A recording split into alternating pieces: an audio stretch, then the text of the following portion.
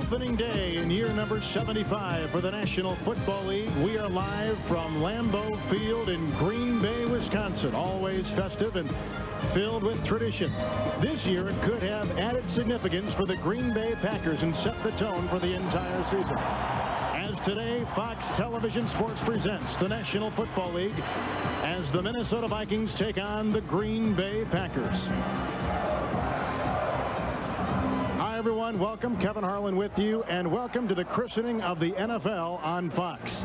Well, there's going to be a battle on the field today. These are fierce rivals, and the two quarterbacks under the scrutiny of everybody. Brett Favre for Green Bay, Warren Moon for the Minnesota Vikings. But the real battle, folks, could be up here in the booth, because for 9 long, terrifying seasons, strolling the sidelines was one Jerry Glanville. Lucky. You're lucky. It's the first time you've been right in 5 years. This isn't college fair. This is NFL, which stands for not for long when you make them calls. Yeah. I'll be selling groceries. No, he's out. No. I hope not for long doesn't stand for you and me up here in the booth. We need to be here a little bit longer. It's great to be here. Great to be with you too, Coach. All right, now, Sterling Sharp has been the big story. What do you think the reaction of the Green Bay Packers will be? They're ready to play football. That distraction's over. And what he's got to do is run after the catch. That's his key. Catch a short pass and run and get big yardage. For the Minnesota Vikings, their big story and the biggest acquisition of any one team in the NFL, quarterback Warren Moon. Will he take this team to the next level? Doesn't have to. I think the coach did a great job saying, you're part of our team. If he's not having a good day, they have another way to win the game.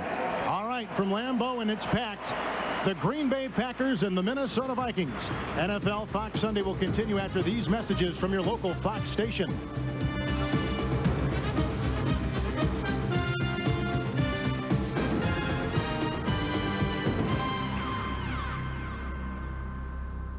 Field is filled to capacity for the season opening game. The Minnesota Vikings and the Green Bay Packers. With Jerry Glanville, Kevin Harlan, Fuad Reveiz. We'll kick off for Minnesota. Deep back, number 30, Corey Harris.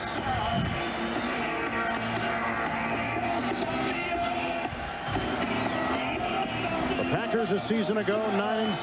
Same with Minnesota. And the NFL season is underway. Harris at the 18. And he ran into his own deep back man, Marcus Wilson, and down he goes at the 22-yard line. The Green Bay quarterback will be Brett Favre, who led the National Football League a season ago in interceptions with 24. In the words of his coach, Mike Holmgren, he is the key for the entire season. A big kid at 6'2", now in his 4th season. Today's starting lineups are brought to you by Zima.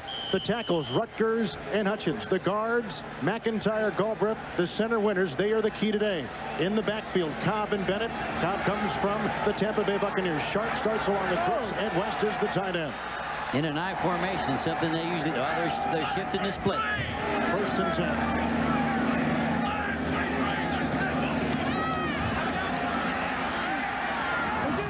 Reggie Cobb to the 27 and brought down by Henry Thomas and Roy Barker. Let's talk about that Minnesota Viking defense on that line. It's a 4-3 set.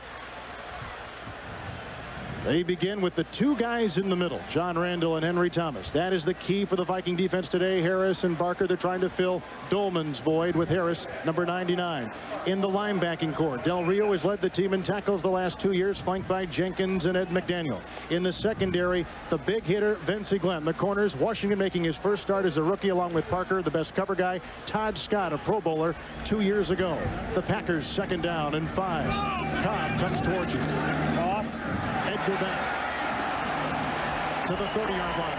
And he picks up 3 before he's taken down around the ankles by Carlos Jenkins. Ran motion to build the trips. Got 3 people to the offense's left side, trying to outnumber the defense of the Vikings, and then ran the quick toss out that way. Packers want to establish the run, Jerry. Absolutely. They think if they can run the football, then the passing game will be. Dennis Green thinks this will be a better defensive team than what he had last year. Well, they've got some quickness and they've got some speed. Mike Holmgren in his 3rd year, too, for the Green Bay Packers. 3rd down and 2 for his offense from the 30. And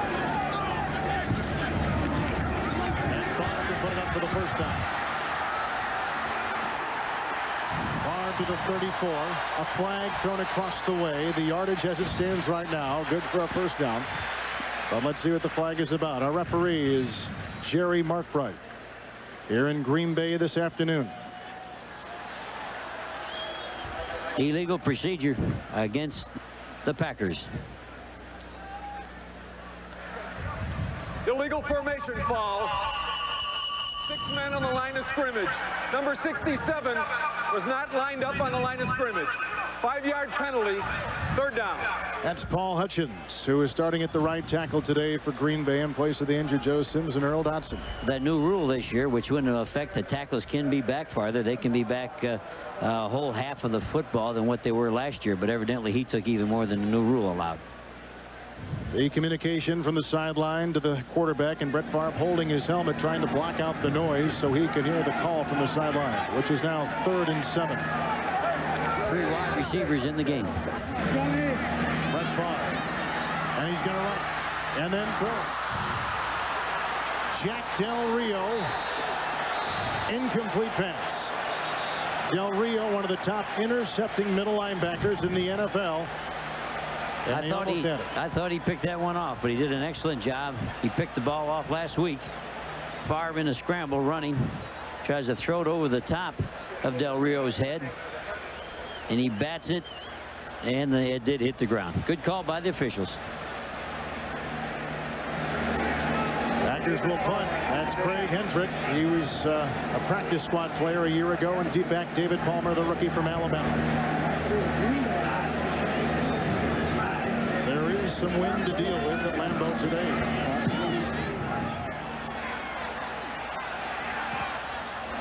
Takes a Viking bounce out of the 40-yard line. A punt of 35 yards. And so we're going to see the Minnesota Viking offense led for the first time by Warren Moon, a 5-time Pro Bowl player. In his 18th professional season, 11th in the NFL, he took the Houston Oilers to 7 consecutive playoff games. 37 years old, will turn 38 years old in November. Stussy is the rookie left tackle. Claire Christie. Running backs Allen. Wide receivers Carter, Reed, and Ismail. The tight end Adrian Cooper. It is 1st and 10 for Warren Moon. He'll go right to work.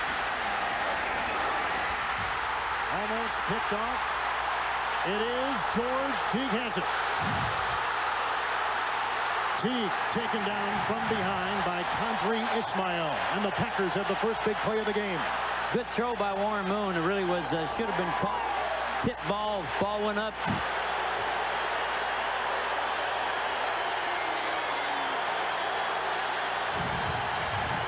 Throw route inside. Ismail should have caught it, got deflected, and Teague picks it off. Nice block.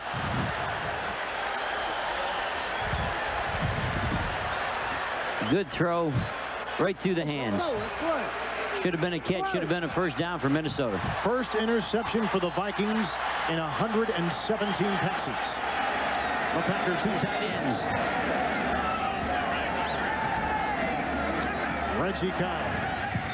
And he picks up a couple inside the Minnesota 42, tackled by James Harris. A bend back play by Reggie. That's what he does best. He's not a real good east-west runner. So the Green Bay sweeps, what Green Bay really likes to do, doesn't really fit into his strength. His strength is hit up over the guard and cut her back right away. And they had not been doing that in the preseason, but that's his first carry. And it looks like they're trying to get that running game established early. The Packers have it 2nd down and 9 as Warren Moon talks to his offense. Couple tight ends for the Packers. Far to the tight end, Ed West. And he's to the 37. Jack Del Rio is there along with others in the linebacking core for Minnesota. Little flanker motion. First read for the quarterback is the tight end, and they ran it to perfection. They actually had 2 tight ends in the ball game and 2 backs. Sent the flanker motion in towards the tight end, back outside, made the DBs look around. This is not a very long passing team. In other words, they like to kind of dink it at you. Am I right? It's dinky-do time, but it's what you do after you catch it. And you can see there, that's just a 4-yard throw, run after the catch. 3rd down and 4 for Favre. He's got 4 wide receivers. Back's offset, so it should be a throw.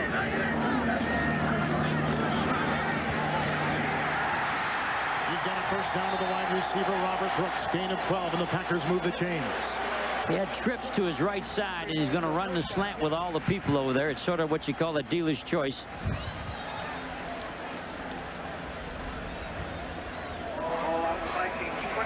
There's the three people to his right, and he just runs a little hook up inside with the outside people running through, and he tries to run hard after the catch. Tackled by Del Rio. And Favre threw it between two defenders.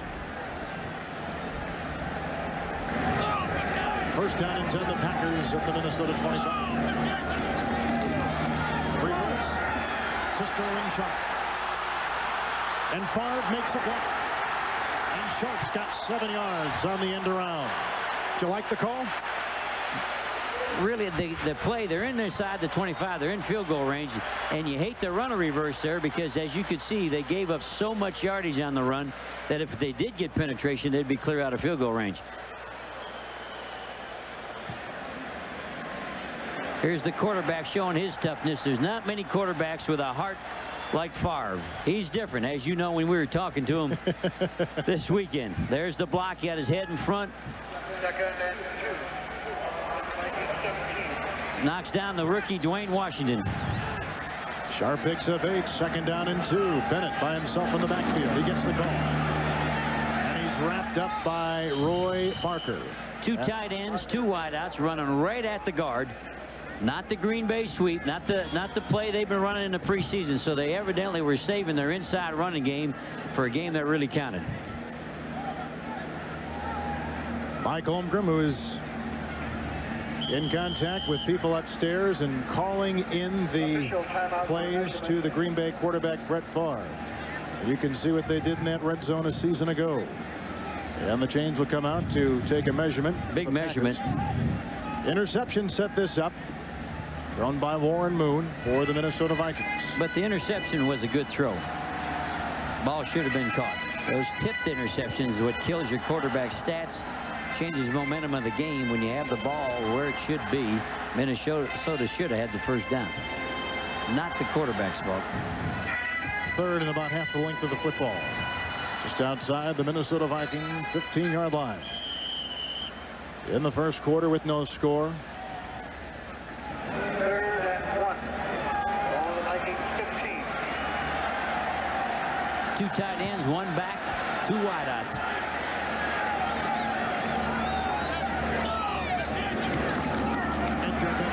First down, Green Bay. And he burrows his way to the 10. 10 Rutgers, the left tackle with the big block on the play. Straight ahead run away from the nose tackle. The nose tackle cheats one way or the other. He was offset to the offensive right side, and they directed the ball right away from him. Got a little soft spot there. Linebackers back there, but there's no down lineman. So they're really running for the soft spot away from the offset nose tackle. Edgar Bennett, the number 2 rusher and receiver a season ago, an absolutely terrific season. The running game helped by the addition of Cobb. Bennett was the entire running game a season ago. First and goal. The back is offset to the tight end. Arm to put it up. He's got Sterling Sharp to the 7-yard line. On him quickly, outside linebacker Carlos Jenkins along with Anthony Parker. When you see 1 back left in the backfield and he's offset to build 3 receivers to one side, that'll be their first read.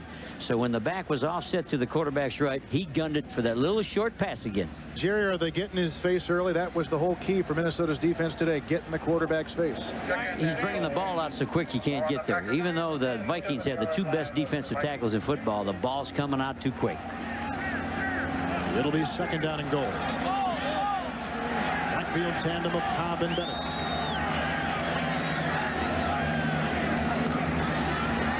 To his secondary receiver, which was Sterling Sharp, and the coverage by the young rookie number 20, Dwayne Washington.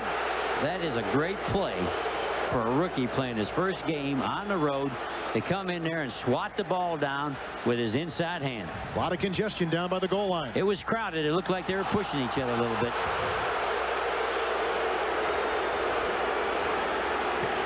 A little bit early with the left hand. He just found out in pro football that sometimes you can get away with one. His left hand got him on the shoulder. The rookie turned him a little bit too soon. And the nice shot from our Fox cameras in the end zone. 9th play of the Green Bay drive, and Favre wants time. They built a trips, real close trips to the right side. An interception set this up for Green Bay. They've moved down now to the Minnesota 7. We're scoreless at Lambeau Field. The city of Green Bay shuts down when the Packers at home, and they're opening up the NFL season today. This has been a nice drive put together by Mike Holmgren against that Minnesota defense. Dennis Green trying to diagnose what Green Bay is doing so well. Right now, 3rd and goal. Favre to put it up. Here's that pressure we were talking about. Knocked away. Almost intercepted in the scramble. John Randall was chasing Brett Favre for his life in the coverage by number 58, Ed McDaniel. They were going for Sharp. They never have tried to run down here. What's amazing is we've gotten the ball down here, and they're trying to throw it in there. But what you do like on that throw is the ball landed. It was going for the end zone. If it was incomplete, either way they were going to go for the touchdown. And we're trying to throw that little 3 or 4 yarder. Going for the field goal on 4th down. Chris Jackie is trying a 25-yard field goal. He is coming off his best season, 4th most accurate kicker of all time. Holding will be Craig Hentrick. From 25 yards, the Packers have scored first on the field goal by Chris Jackie. Green Bay 3, the Vikings nothing. To turn it over, Green Bay capitalized. We are in the middle of the first quarter. Today's appearance by the Blockbuster Video Blimp is part of the 1994 nationwide tour on behalf of the Children's Miracle Network. The Blimp is promoting the Give a Kids a Lit program sponsored by Blockbuster Video and benefits children and associated hospitals for children throughout the United States. This is the first time in the history of this stadium that a Blimp has ever shot a game. Kadri Itzma. And he's out near the 34-yard line for the Minnesota Vikings, who get it for a second time. On the second play is a Viking quarterback, Warren Moon, throws the interception. Now, Jerry, what's going through his mind? You coached him before. What's he thinking? He has a calming effect on the whole team. This is something he learned from his mother way back in L.A. His mother, Pat, taught him, don't panic, don't worry about anything. Plus, the defense played so good, they allowed only a field goal, not a touchdown. That makes you more calm, too. 11th NFL season. Warren Moon, as we said at the top, the biggest acquisition by any team during the offseason. He starts with double tight ends in a 1st and 10.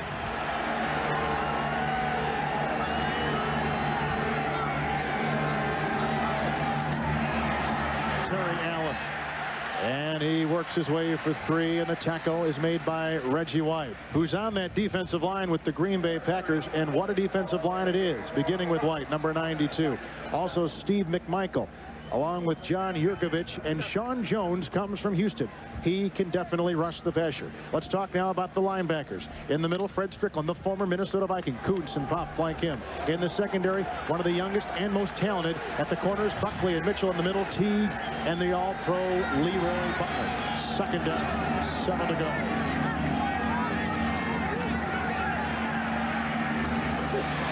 Jake Reed. And he's got a 1st down to the Minnesota 49-yard line. Right now, for our McDonald's game break, let's return to Hollywood. Here's James Brown. JB. All right, Kevin. Central Division rival Chicago hits pay dirt on its opening drive as Eric Kramer whips a bullet to Chris Gedney. That an 11-yard strike, and the Bears go on top 7-0. That in the first quarter. Back to Kevin Harlan and Jerry Glanville. Thank you, James. We saw Chicago a couple weeks ago, and they said the tight end is important in that passing game. Terrell Buckley playing zone and was off on that quick hitch. 1st and 10. Allen again. Yurkovich wraps him up. John Yurkovich. Ray Rhodes used to be the defensive coordinator for the Green Bay Packers, now with San Francisco. In describing Yurkovich, he said, he has the body of a truck driver. The Minnesota Vikings there are going right at the truck driver. They're running a cutback. They said, take it to the truck driver and then bend it over to the right. Yurkovich will now leave. Gilbert Brown comes in. There's Fritz Shermer. You know him pretty well, Jerry. Fritz is the new defensive coordinator. He's coming from the Cardinals. We were together in Detroit about 5 lives ago. Packers in the nickel on Minnesota's 2nd down and 7. Submarining to the Green Bay 46, a pickup of 2, and James Willis is there to wrap him up for Green Bay. An inside trap. They were running an over defense, which put the tackle in between the guard and tackle, and they tried to trap him with the backside guard. I guess there's no surprise that both teams, Jerry, have tried to really get that running game going early in the game. They both believe they have to have that, but I think Minnesota believes it more than Green Bay does. Third down and 5. Sean Jones. This is his kind of down, as it is for the all-time sack leader, Reggie White. 4 wideouts in the shotgun. Penalty flag thrown. 3 down for Minnesota. Broken up on the play by Roland Mitchell, intended for Kadri Ismail. And as we said, the flag tossed on the play. Another good throw. Full start, number 78, offense, prior to the snap. 5-yard penalty, third down. That's all pro Chris Hinton. Played guard last year for Atlanta, probably the best guard in football. Moved him back over to the right tackle because their tackle plays like a guard. Their strong side tackle. The right tackle is a punch guy. Got to hit you on the line of scrimmage. Another good throw by Warren Moon, and dropped once again on him. Dennis Green was Hinton's coach at Northwestern. So they go back many, many years. Third down and 10. And once again, Moon from the gun. 4 wide receivers. Moon with time. And the completion to Kadri Ismail. He does not have the first down. Needed to get to the 41, and he only got to the 46. And the Minnesota Vikings must punt. Doug Evans on the coverage. He was in the slot position and broke to the flat. He was not the main receiver. He was an outlet in case they covered the inside route, which the Packers did.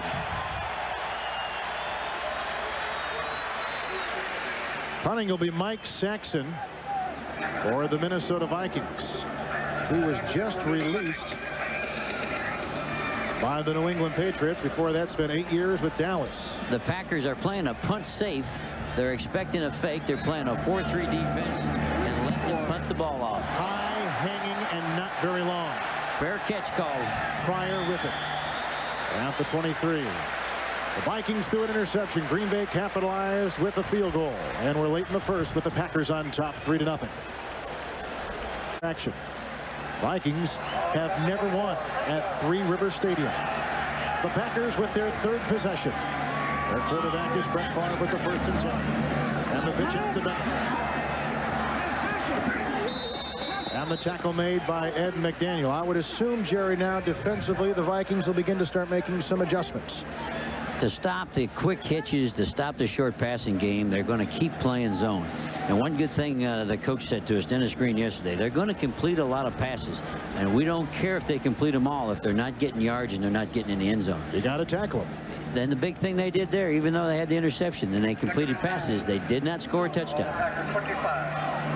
2nd down and 9 for the Packers. Tight wing. They've been running this tight wing set with 2 backs.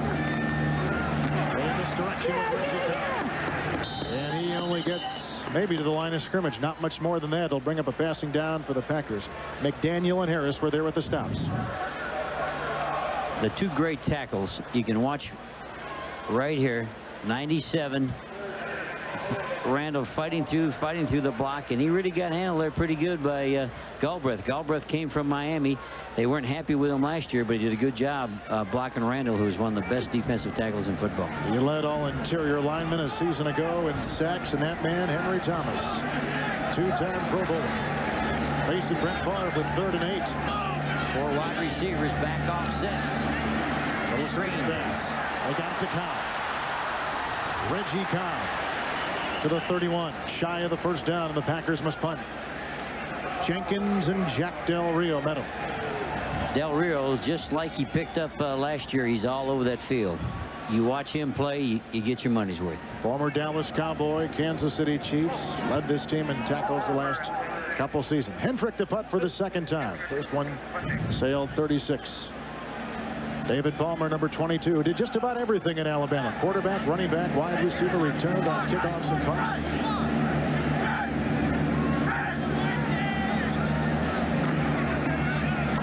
Came after that punt, tried to block it. And it's a bad punt. Out of bounds near the 40 of the Minnesota Vikings. And the Vikings will get it for the 2nd time. The young kid in his first regular season game struggling. It's 3-0 Green Bay. Green Bay Packers on top of the Minnesota Vikings, 3-0. With Jerry Glanville, Kevin Harlan. How is it to be up here after so many years on the sideline? Well, you can't get penalized up here. So far, nobody's hollered at me. Nobody's throwing a flag. Minnesota needs to get something going. They got 1 first down, and the quarterback's been throwing the ball good. Now they got to catch it. Warren Moon, the new quarterback for the Minnesota Vikings. with his 3rd possession today. 3 wide receivers, 1 tight end, 1 back. Terry Allen is at bat. Allen gets the call. A couple. That's about it to the 41-yard line. Bryce Popp, who moved to the outside linebacking position, taking the place today of the injured Wayne Simmons, makes the stop. Terry Allen, a very interesting story. He has had both knees operated on, ACL on both, and the Viking physicians feel, is the first skilled player ever to come back from 2 completely reconstructed knees. It is quite a story. It really is, because the knee is a total off-season rehabilitation, and he's had to do it twice. 2nd down and 8. Moon to put it up. Incomplete. Looking for, once again, Terry Allen, number 21. That was a high ball. That ball was probably Warren's worst throw. A little bit too high in the crowd. And both teams are playing zones. Both teams are going to make you go the long distance. No one yet has showed 1 snap of man-to-man. I'm wondering what the mental state of a guy like Warren Moon is, who's had the interception of the punt so far for his offense. Green Bay with 6 DBs in the game. 1 linebacker. 3rd down, 8 to go.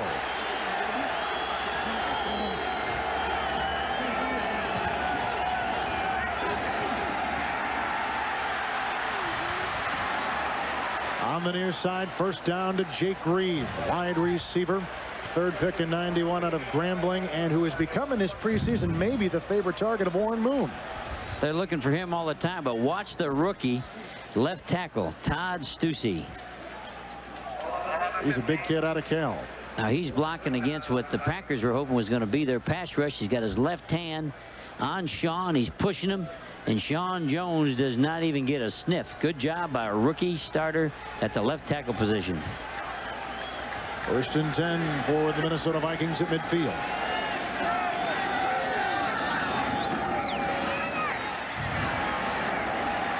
Moon's got his receiver, Chris Carter. Ball is jarred free. They blew it dead. Carter makes the grab, and All-Pro a season ago, Rowan Mitchell, the veteran from Atlanta, was there. I was watching. I got kind of watching this offensive tackle making another great block on Sean Jones. First quarter has come to a close at sold-out Lambeau Field in Green Bay, Wisconsin. What a great place to be. That always seems right. We're at Lambeau on opening day of the National Football League as the Packers and the Vikings battle, and Green Bay's got the first quarter lead. Kevin Harlan with Jerry Glanville. Lambeau Field, Green Bay. The Packers on a field goal off a Minnesota interception. 3-0 the Packers. Warren Moon making his debut for the Minnesota Vikings. Making his debut against a top-notch defensive football team. Last year, yards given up, Minnesota Vikings 1, Green Bay 2. So you can see the strengths of these teams. They both play zone. They don't take many chances. They make you work it, hoping you get a tip, hoping you get a deflection. Reggie White, the All-Pro, Yurkovich in the middle, and these are the faces of the NFL on opening day, 1994. 2nd down and 5. Minnesota with their deepest penetration of the day at the Packer 45. 3 wide outs with motion coming back. Little play action by Moon. He's got Reed. And there's another pickoff. It's by George Teague. Warren Moon has been picked off for the 2nd time.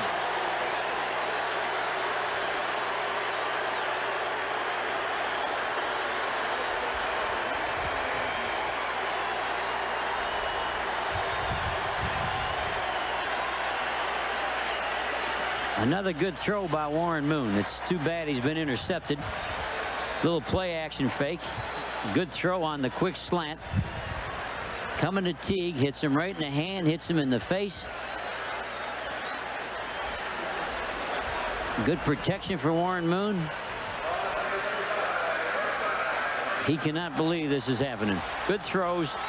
Instead of completions, he's getting interceptions. Now the Packers 1st and 10. There's a flag and a free down for the Packers. Ed West. He's got a 1st down to the Minnesota Viking 48, a pickup of 17 yards. When we were talking to Brett Favre, that's the guy he talked about. That's the guy he wants to throw the football to. What was the nickname he gave that big tight end? Toolbox. He loves old toolbox. He said all he does is sweep up, catch everything, and play hard. Well, it's going to go back. Illegal formation foul, number 67, offense. not on the line of scrimmage. 5-yard penalty, first down.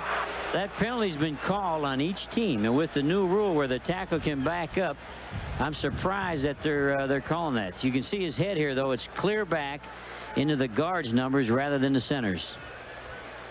But the sad thing for Paul Hutchins, it's the second penalty on him in this first half of play.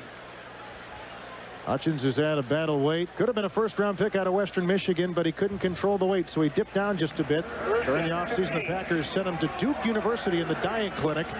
He has come back. They love his feet. They love his work, but he's very young. The penalty makes it first down 15.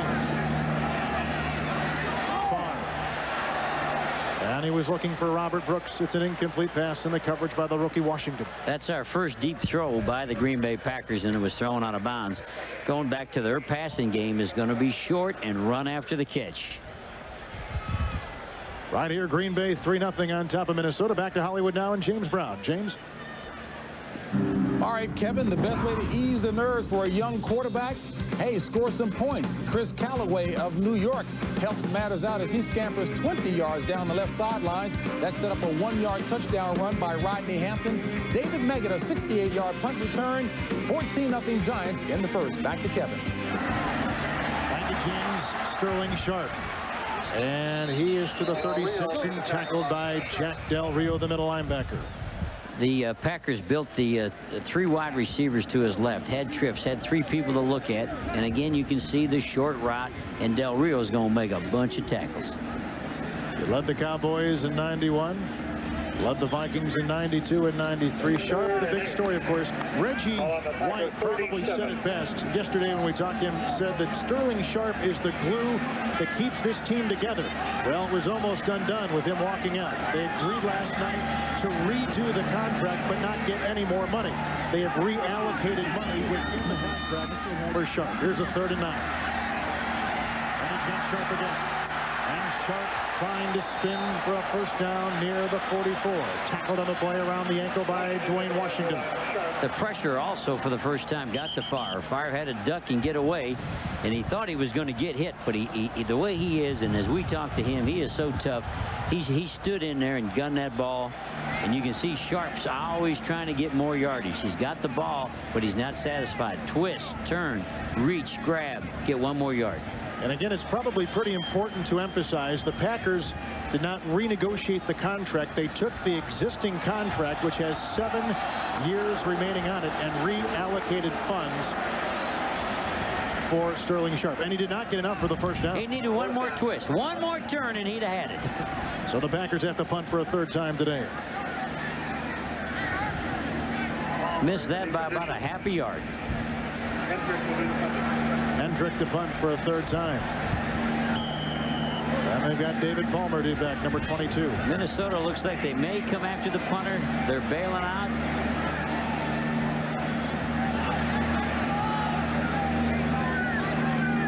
They're coming after the punter. Nice punt by Hendrick, high and hanging. The reason why they kept him over Wagner. Palmer at the 12. Palmer to the 17. And the tackle is made by Mike Pryor. 44-yard punt. There is a flag on the play.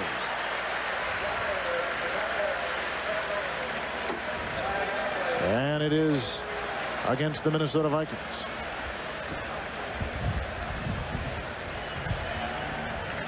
If it's holding before the ball punted, they're in real trouble.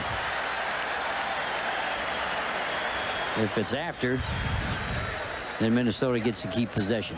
If you hold before the ball's punted, then the Green Bay Packers would have had an automatic first down.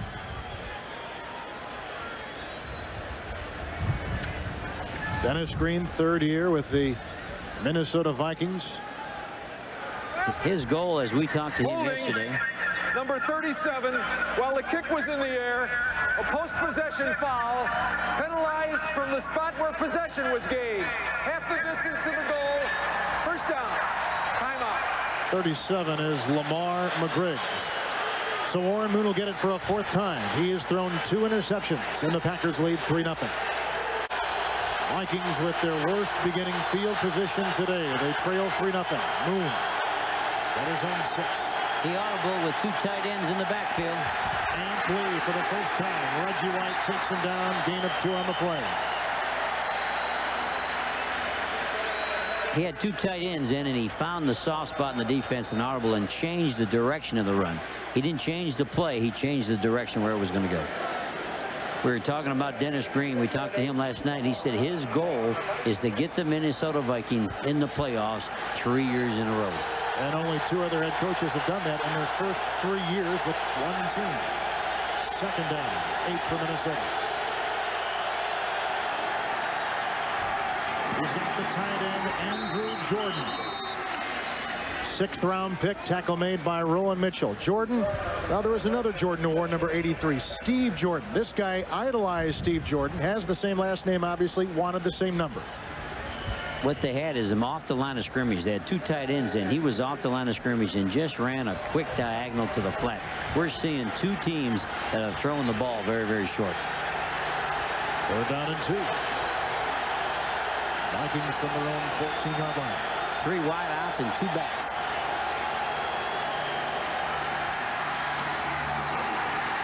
By Padre Ismail. Corey Harris was covering.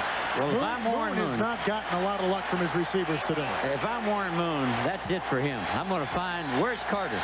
I'm going to find Carter. I'd have to say to Ishmael, right now you got a block for a living because you haven't caught much. He put the ball on him again. Should have been caught.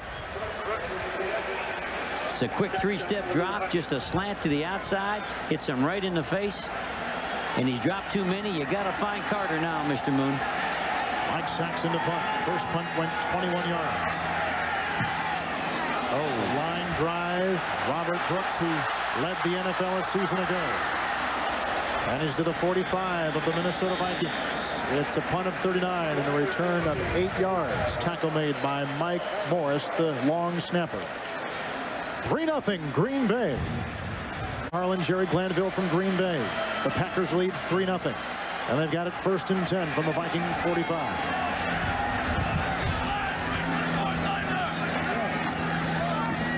Reggie Cobb.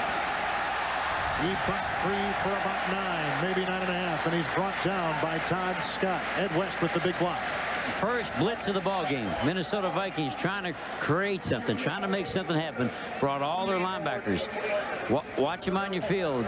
55 running to the weak side, and they're running the ball opposite the blitz. So you got a hole, got a place for the back to run. And Ed West, number 86, had a whale of a block on the play. 2nd down 1. This is Green Bay's best beginning field position. 2 tights, 2 wideouts in motion. Got the first down and more to the Minnesota Vikings 30-yard line, tackled by Anthony Parker. All the film we watched, we probably like Bennett better than anybody. Good power runner, did a good job last year. I think he's going to come on and become the back for the Green Bay Packers. He's a strong kid. Jab step, he starts off to his left. Now his job is to cut it back off the block. Watch him run low, get his pads down, keep churning, keep churning. Nice run. And beautiful camera work, too. Edgar Bennett. The Fox cameramen are the best in the world. 1st down and 10. Reggie Cobb again. And this time he slashes to the Viking 23-yard line. A late flag. Flag came out real late. Reggie Cobb doing what he did best in Tampa.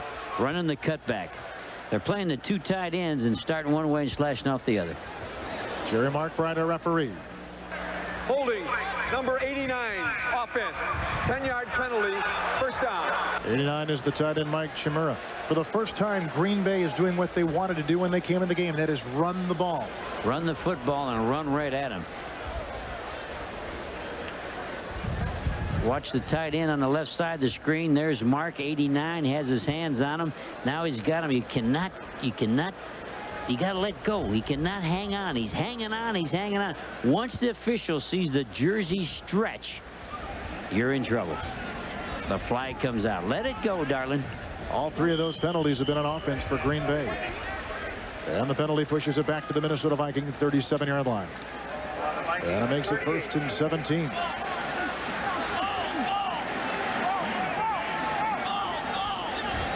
3 wideouts. The back is offset to the tight end. Brett Favre. Ron Lewis, the former San Francisco 49er. Carlos Jenkins, the stop at the Minnesota 29. All a quick game. 1-2 throw. Throw the ball in a hurry. Lewis, just a little bit of a quick out. The pass rush of the Vikings can't get to you, and you know they play zone. How do you stop this quick game? You got to challenge and play man. Unfortunately for the Vikings, they played man and blitzed one time, and the Packers ran the ball away from the blitz. Trying to get that nice balance of run and pass. They said they wanted to run the football. They didn't do it in the preseason, but they're doing a better job here. Tight wing formation. On 2nd down and 8. Favre. And the screen pass caught by Edgar Bennett. Edgar Bennett inside the 20. Edgar Bennett to the 15. Edgar Bennett to the 14-yard line at Green Bay. First down. Very unusual how they did this. This is the 4th man to come out to the offensive right side. You see a trips to your left, and here comes the back. He came out, and here's the 2nd back out that side. That's the 4th receiver to the same side as the zone. So that's about as big a flood as Edgar Bennett's been involved in. Now the Packers are moving the ball. They have made adjustments on offense with 1st and 10 from the Minnesota Vikings 14-yard line. 3 wide receivers in the game with 2 backs. Favre to the end zone. Touchdown. Sterling Sharp. 14-yard touchdown pass.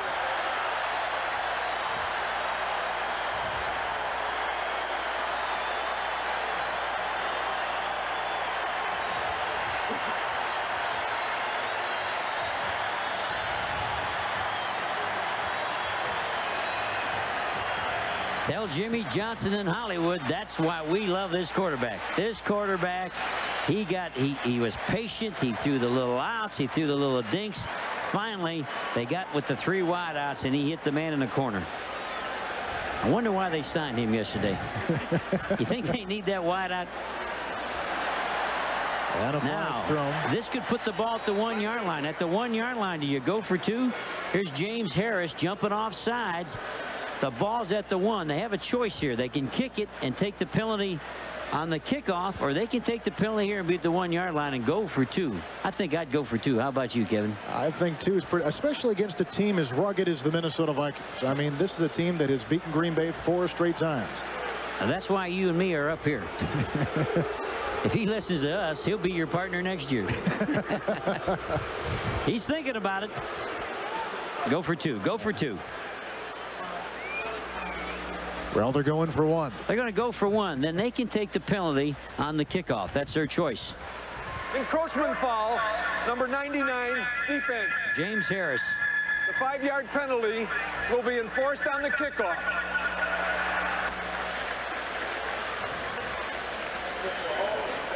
So Jackie, who has already kicked a field goal today, will try to tack on another point for the Green Bay Packers. 9:03 remaining in the first half of play. Hendrick will hold. And the Packers lead 10-0. On a 14-yard touchdown pass to Sterling Sharp, the biggest story in the NFL all day yesterday, going AWOL for a number of hours, signed or agreeing to the current terms late last night. He comes up with a big play. Brett Favre with the touchdown pass to number 84, Sterling Sharp. Here's Sharp, and he's going to run a pattern. This defensive corner only has the flat. He's expecting help from the safety over the top. But our slot man ties the safety up. The safety has to come over and make the play, and he's too late. And the kickoff taken by Amp Lee. Amp Lee to the 27-yard line. And the Vikings will get it for a 5th time. Tackle made by Tim Hawk. The Vikings have had it 4 previous possessions. Moon's been picked off twice, both on tips, and then 2 punts the other times. Warren Moon could easily be having a real good day for the Minnesota Vikings if it wasn't for the tip balls.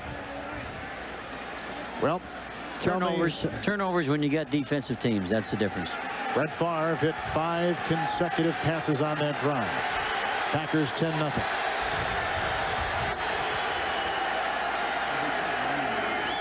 Two tight ends to one side.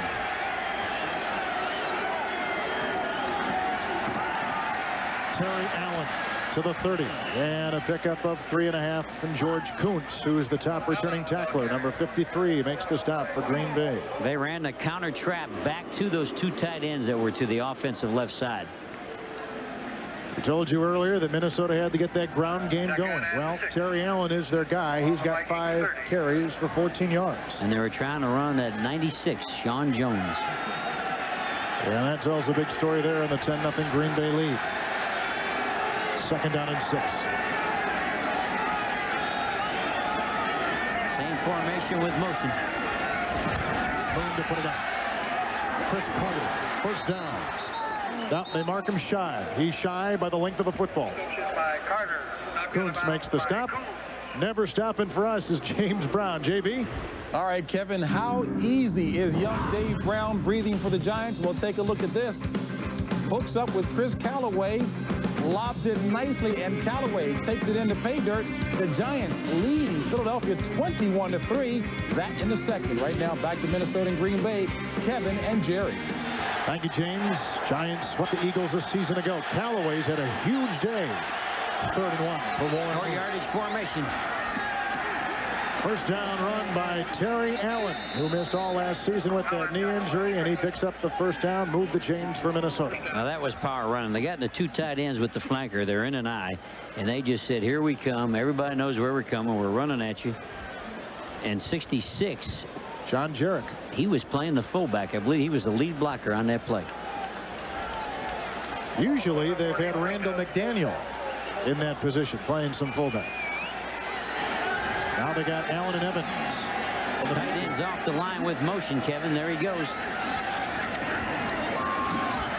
Terry Allen now begins to run. And Terry Allen scoots his way for 10 to midfield and a 1st down. Bernard Daphne with a huge block opening up for Allen's 1st down carry. That tight end with motion cuts off people that can make the tackle. You can see him on the outside man, allowing the area for Allen to start that way and then cut away. He cuts off all pursuit when he motions to the play side. Terry Allen now with a couple big carries on this particular drive, and the Vikings, much like the Packers before them, beginning to crank it up. Maybe I was premature saying they had the 1st down, but by the length of the football, they've achieved it, and the Vikings again move the chains. There's Chris Hinton. He began as a tight end at Northwestern when Dennis Green was the head coach, and Green said, hey, the only way you're going to make it in the NFL is as a tight end. Number 75 Hinton. That's old Daphne. Excuse me. Well, it was right on the Hinton story anyway. Well, that was a good part. 2 tight ends. Warren Moon. Intercepted. Oh, dropped the interception. Teague had it. That would have been his 2nd one, wouldn't it? And the 3rd one. Today. Reed was in the sights of Moon. Now that was a bad throw. Little play action and trying to hit the slim post. Warren Moon had some pressure, believed by Gilbert Brown. Gilbert Brown was on top of Warren when he was throwing this. Watch number. Outside man breaking for the slim post. He's open. Good play by T, but he has to hold on to that football. 2nd down and 10.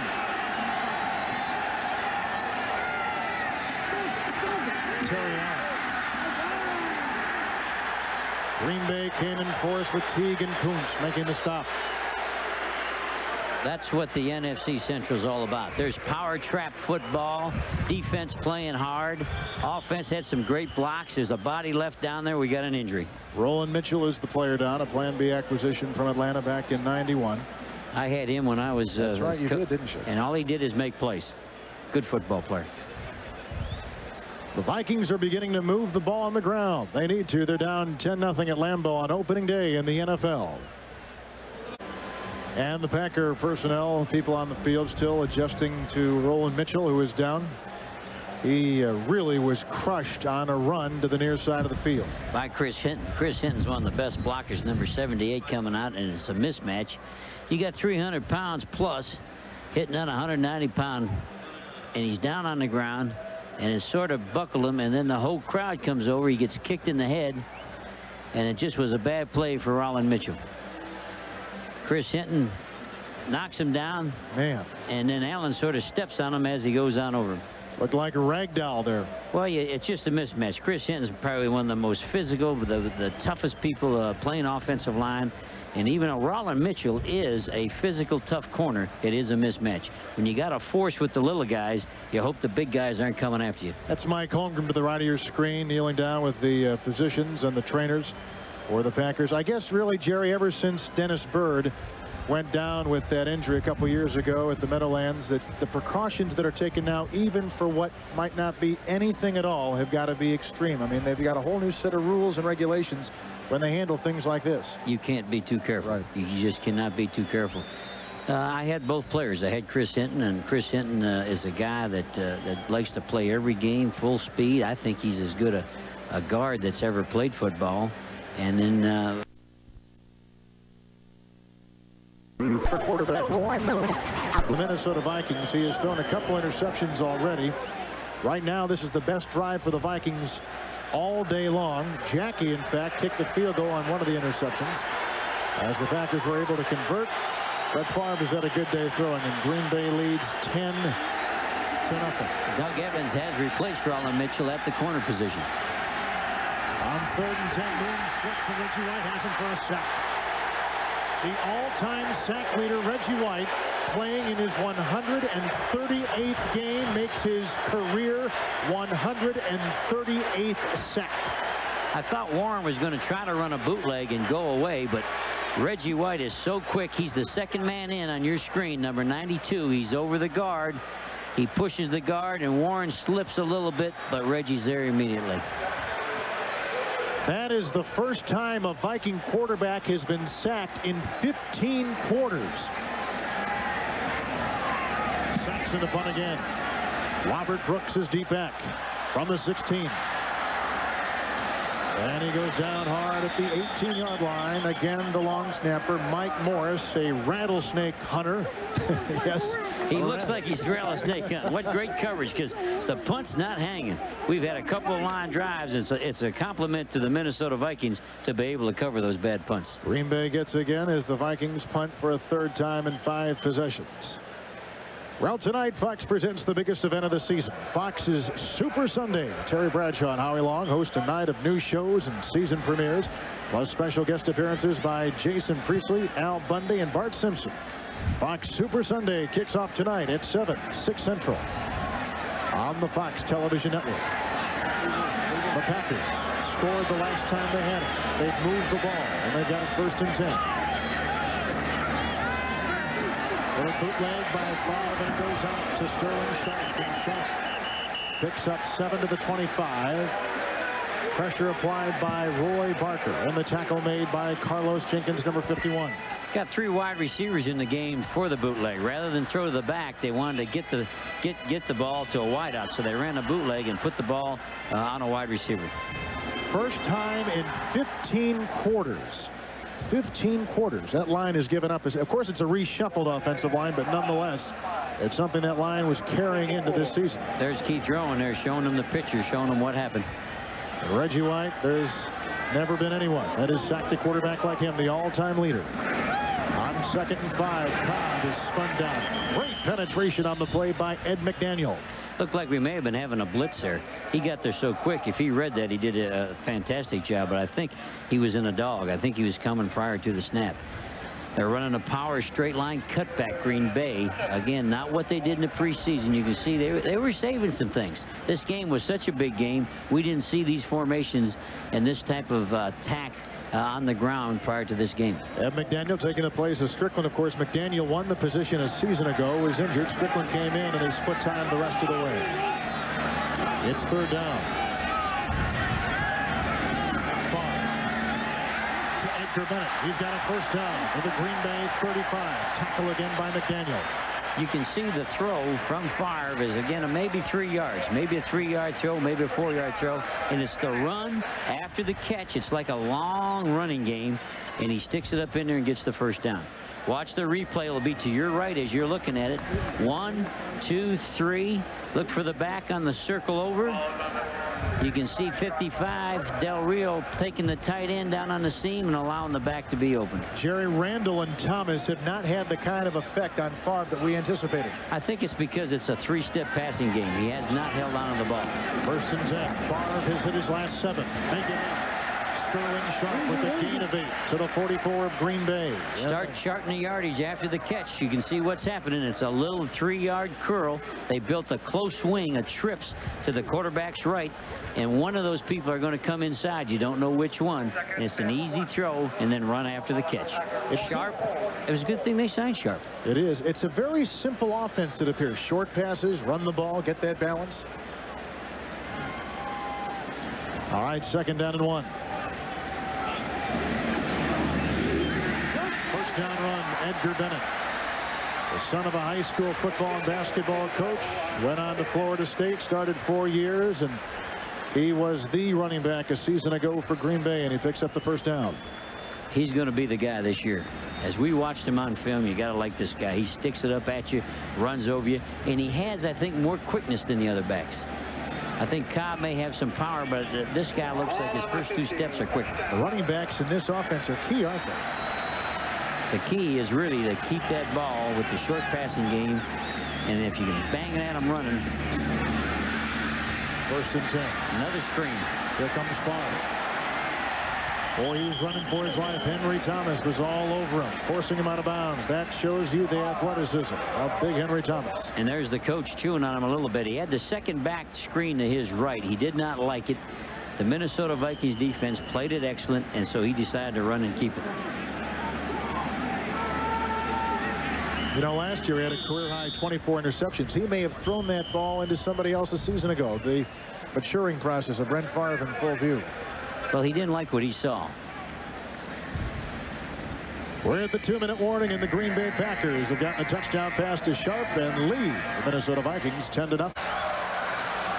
10-0 Packers on top of the Minnesota Vikings. A touchdown pass to Sterling Sharp has been the big play. Coming up in the Dockers halftime, James and Terry will have all the scores and highlights, and Terry, Howie, and Jimmy will take a look at 2 of the game's premier running backs, Emmitt Smith and Barry Foster, all coming up on the Dockers halftime. And what a day it's going to be in the National Football League. Kansas City has built up a 14-0 lead over New Orleans. Giants on top of Philadelphia, 21-3. Big scores around the league today. 4 wide receivers with the back offset. 2nd and 13. It's incomplete to Cobb. Pressure was all over quarterback Brett Favre. Now they're getting in his face. The 4 wide receivers lets the defensive line know with the back offset that it's not a run. So they really teed off on that one. He took a pump to the wide out and then tried to dump it to the back. It didn't look real good, but a good job by these defensive tackles. We think Randall, we need to get him in the ball game if you're with Minnesota and make some plays. Favre has completed 8 consecutive passes. He's had a very good first half. 3rd and 13. More pressure on Favre and a bad pass to Cobb, and this is what the Vikings need to do and what they have not done up until now. John Randall was in his face. John Randall was there instantly and put the quarterback down hard, but again, even with the 3rd and long yardage, the Packers are trying for that 3-yard dump off. Here's the pressure by the Vikings. Watch 93, keeps on coming, sticks him in the chest. Greg Hendrick will beat out John Randall. John Randall always putting pressure on you. David Palmer, deep back, number 22. Nice punt by Hendrick and into the wind. That's the best punt we've seen. Palmer at the 9. And he goes to the 21-yard line, and that's a punt of 44 yards with the return of 12. Hang time was the key and the reason why he made this team. Hendrick. Tackle on the play made by Mark Chimura. Well, Jerry, 1:42 remaining, and the Vikings begin at just outside the 20. What kind of offense do you expect to see now? Open it up. The best thing Warren did, I think, for him in the preseason was the 2-minute drill. If you're going to use Warren's talents and his skills, run that 2-minute drill, and I think you got a chance of getting some points. Last possession for the Vikings, the running game appeared to be coming around. We'll probably see more of that in the second half. Now, though, with time running down, they need to put it up. Amp Lee is in the backfield, and Moon is going to like to work. Incomplete to the tight end, Adrian Cooper. He played behind the tight end, Eric Green, at Pittsburgh for the last 3 seasons. Incomplete pass. Bad read. The tight end was breaking to the flat, and the Green Bay Packers, in a 2-minute situation, unusual, they were playing cover 2, so they had a guy waiting for the ball in the flat. With your 3 wideouts and a tight end, if you play a lot of cover 2, you can get somebody down through the middle. Packers have all kinds of secondary people in there right now, like Tim Hawk, number 24. And it's 2nd down and 10. 3 wideouts, tight end off the line.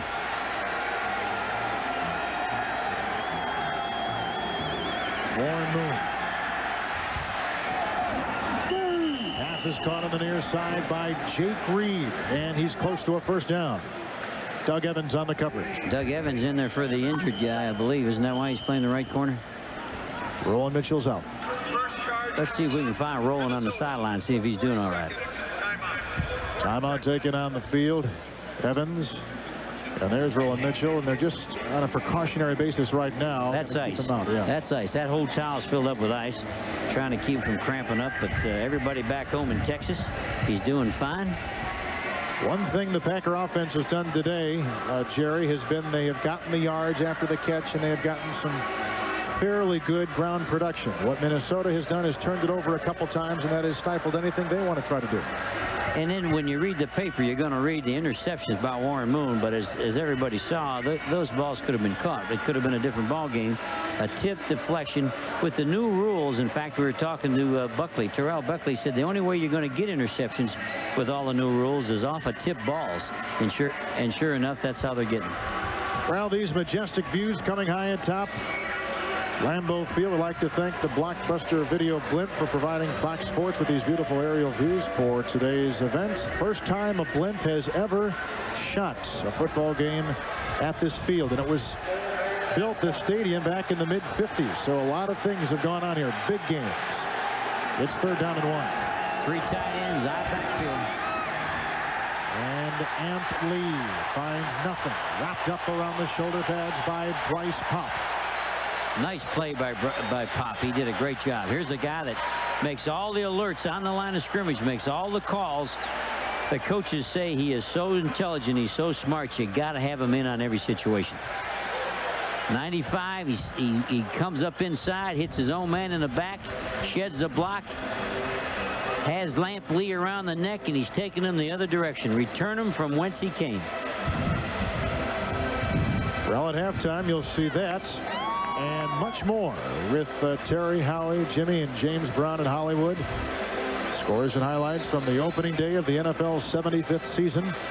And then a look at 2 running backs in the second game of our doubleheader that will go head-to-head. And this will be a tremendous matchup. Barry Foster for the Pittsburgh Steelers. Emmett Smith for the Dallas Cowboys. Join Pat Summerall and John Madden immediately after this game for that one. As the NFL comes to Fox, christening off a relationship that obviously has garnered a tremendous amount of attention in the media world, and it's great to be a part of the NFL. And what a great place to be on opening day with all the tradition of Green Bay and the NFL. This is a perfect venue. The Vikings are going to have to punt. Mike Saxon. Brian Barker was the punter acquired from Kansas City in the offseason, but they didn't like what he did during the preseason, so they jettisoned him and brought in Saxon. And Saxon's had low punts, returnable balls all day. There's his best punt. And Robert Brooks is under it. From the 32 to the 37. And 63 seconds remain in the first half. Tackle on the play made by Lamar McGriggs, a former starter with the New York Giants. And now, if you're Favre, do you try to push anything, Jerry, or you just try to run out the clock?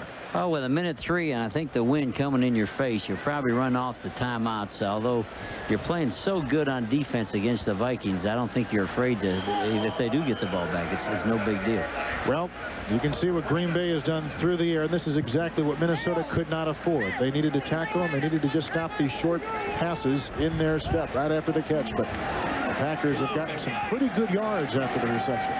3 wide receivers in the back, offset to the tight end. Reggie Cobb back, Favre to throw. Robert Brooks still alive, and a gain of 8 near the 45. Dwayne Washington was there. Another 4 yards after the catch, and you can just see how it just keeps adding up. Doesn't look real big, other than if you look at down and distance, you're down to a second and short rather than a second and medium. Good point. Second and 3. Reggie incomplete coverage by Jack Del Rio, 55. It's a good thing he dropped that, because I think Jack Del Rio was going to drop him immediately. I think he was going to get separated. So dropping that ball was probably a plus. Del Rio always a hustler, always a guy that knows what's going on the field. There's a timeout situation. Packers have the ball. Jack Del Rio has played for New Orleans, Kansas City, and Dallas, 6 head coaches and 7 defensive coordinators, yet he has still remained at the top of his game. 33. Has the tight end Ed West for a first down to the Minnesota Vikings 32-yard line, and it puts him in field goal range. Timeout. Favre was illegal on that play. Did not have his chin strap up. The officials missed that one. Green Bay takes their final timeout. Gain of 24 yards on the day. And we have seen some great quarterbacking by Favre in the second quarter in particular. Well, we like this guy, and all he does is bally and fight you. He went to high school. He had a graduation of there's 86. Mitchell right down through. What's he called, Mitchell? Toolbox. Ed West? It's West, the toolbox. He told us this is the guy he liked, the guy he wanted to feed the ball to.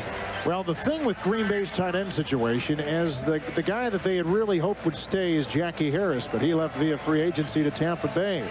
So with Harris gone, Ed West, who has basically been a blocker most of his 10-year career, is now put in a completely different position. And because of it, you're going to see that, hey, he has pretty good hands. And Favre says during the week he walks around like he'll never be able to play. He's beat up, he's slow, he can't move. And then Favre told us when you get in the game, he's a sweeper. He'll pick up any ball you throw in his direction. Now first and 10 for the Green Bay Packers, up 10-0 from the Minnesota Vikings 32. Brett Favre. Ed West, first down for the Minnesota 21. That's his guy.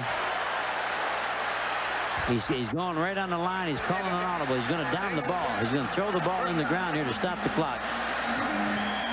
And he stops it with 10 seconds remaining and setting up a field goal possibility from Chris Jackie. You think they're going to go once into the end zone just to try it? No, I think they'll probably kick it right here. Jackie has already kicked a field goal today from 25, which came after a Warren Moon interception. And Chris Jackie will be trying a field goal here that will be about 39 yards. Now he's got a long leg because last season he kicked 6 of 7 from 50 or more. So this kid can really boot it.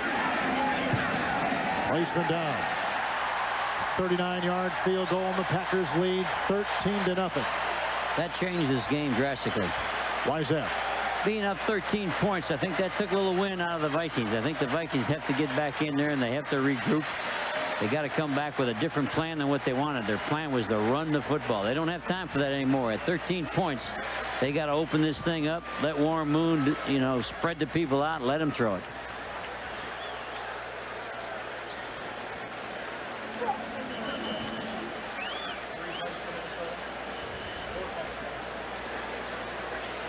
The Vikings have punted the ball 4 times, and they've had it picked off twice. Dockers halftime coming up with James Terry Howie and the former coach of the Dallas Cowboys, Super Bowl champions, Jimmy Johnson. Chicago's on top of Tampa Bay 14-3. That is a big game. Chicago thinks they've got some answers, and Atlanta tied with Detroit at 7 in the second. So those are all the scores that Bernard Daphne and the folks will be seeing here at halftime.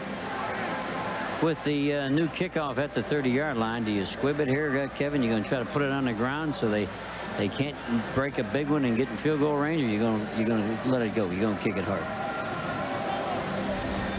You're going to kick this ball, Kevin? What would you do? I'd put it on the ground, push it in the corner, let one of these other people handle it. Jerry, it's back at the 30-yard line with a 1-inch tee. How do you like the rule changes? Well, the rule changes, I think, will really be a big effect in overtime. If this game was to go overtime and you and you lost the toss and you're kicking from the 30, I think that's when there'll be a dramatic change in the game. I wonder if that was an illegal tee we just saw him throw away. Good point. The official said, get it off this field. That's the Packers. If you're not cheating, you're not trying. It was a little bit over an inch. Every official now has to carry a ruler. That's a tee that's made by Jans Generud, the former great Packer, Kansas City, Minnesota Viking kicker. Montana State, Bozeman, Montana kicker. And it's picked up by the tight end, Novoselsky. Out of bounds at the 45, and time has expired in the first half. I'd say for the Green Bay Packers, everything went about the way they thought offensively. The tipped passes that became interceptions have certainly dominated this game. Halftime from Green Bay, 10-0 Minnesota. That's the end of the first half. Stay tuned for the Doctors halftime. This Fox NFL Sunday side came up during the first half, and they had all kinds of people on that field during the halftime before the entertainment pushing that sod back down. For whatever reason, the field is a little bit soft. It looked like your golf game. I never saw so many people replacing their divots. I can remember when your divot went farther than your ball. That's what it looked like out here at halftime. Happens every shot. Jerry, and the wind is kicking up too. The wind just blew that ball off the tee. I wonder if that will be a factor in the second half. Only in the kicking game. With this short passing game, I think we could run this in a hurricane. The Packers are only throwing this thing 5 or 6 yards. Jackie the kickoff, and it is short. Amply, they'll be down at the 27. Vikings will get it first down and 10. This is what was happening at halftime as they put some. Now they played the New England Patriots here last week as they try to put some of those divots back in. Normally this is maybe the best field in the National Football League. We had good sun yesterday. I think the lack of sun this morning to dry it out probably caused these divots to come up. Well, Warren Moon will begin the second half with a first and 10. High backfield for the first time. And Moon will go right to work. Almost picked off by Reggie White. Incomplete pass. The tailback in the eye, Allen was on a flare. He looked for the flanker on the curl. He did not like that. And as he went for the tailback who was just flaring to the flat, Reggie got the big hands up and jumped and almost picked it off. We know about his sacks. I guess we don't know about his pass receiving ability on the interceptions. Widest story. Lost 25 pounds coming into this season and had some off-season ankle surgery. He said he's running now about the best he's run in the last 5 or 6 years. Second down 10. Moon again to throw. This time Terry Allen has it. And a gain to the 35. Hauled down by the linebacker Bryce Pop, and a gain of 7. Good pressure by Steve McMichael. The ex-Chicago Bear really came roaring up through there. He did a rip arm and playing over what we think is one of the best guards in professional football, but he had great pressure on the quarterback. There's Steve McMichael, longtime Chicago Bear, coming to Green Bay after he was let go by the Bears, and the Packers think he will be extremely useful on first and second down. It's third down now, and that's when he comes out. 2 to go for Warren Moon. 3 wide receivers with the back offset to the slot. Moon to the tight end, Adrian Cooper, and a Viking first down to the 41-yard line. He came from the other side of the formation. Both slot people, the 2 wideouts to the quarterback's left, got through, and the tight end came all the way from the other formation. Cooper dragging across the set. Here he is to your right, 87, and he drags across. Nobody there because the 2 wideouts had cleared it out. Good tackle by Leroy Butler. A lot of people think Leroy Butler as a safety is as good as there is in the league. Drafted by Ron Wolf. This organization, he is a very, very good one. Pro Bowler a year ago. First and 10. Moon's got time. And he's got his tight end, Andrew Jordan. 6th round draft pick. He's out to the 45. Picks up about 6. George Coons meets him out there. I liked when they introduced George Coons before the game.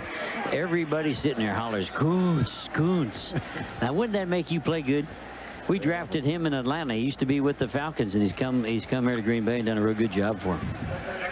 Anything different you notice about the Viking offense coming out of halftime? Not yet. They're sticking with what their plan was. I don't think they'll panic from that until the fourth quarter if the score remains the same. Second to about 6. Stepped up the middle. Yurkovich. John Yurkovich, number 64, whose idol is Steve McMichael. And the big thrill for him as he grew up on the Chicago South Side was to play with him. That's exactly what he's doing, but he's one better. He roomed with him during training camp. Well, he sure stuffed that play. That was going to be a draw play, a lead draw to the split inside, and Yurkovich, he was up to that call, and he just got substituted by his hero. It's 3rd and 7 for the Minnesota Vikings. Reggie White on the inside over the guard.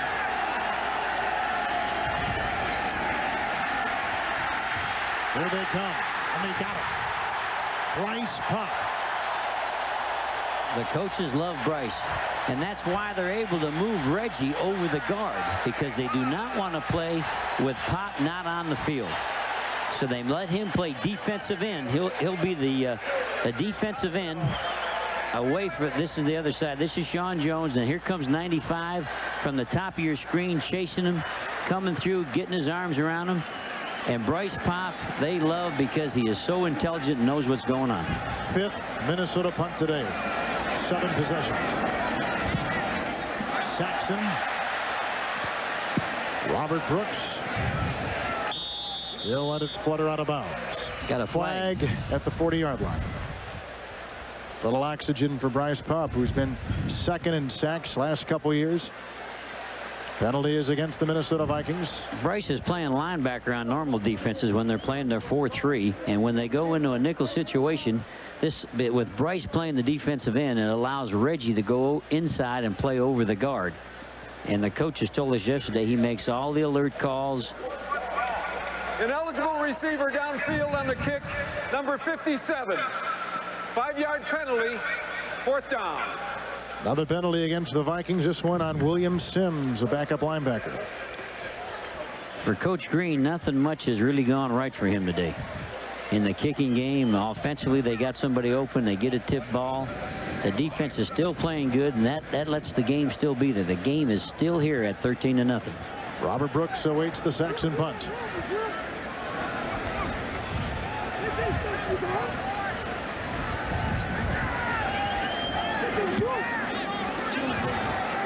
Brooks wants the fair catch, and that's what he gets at the 30-yard line.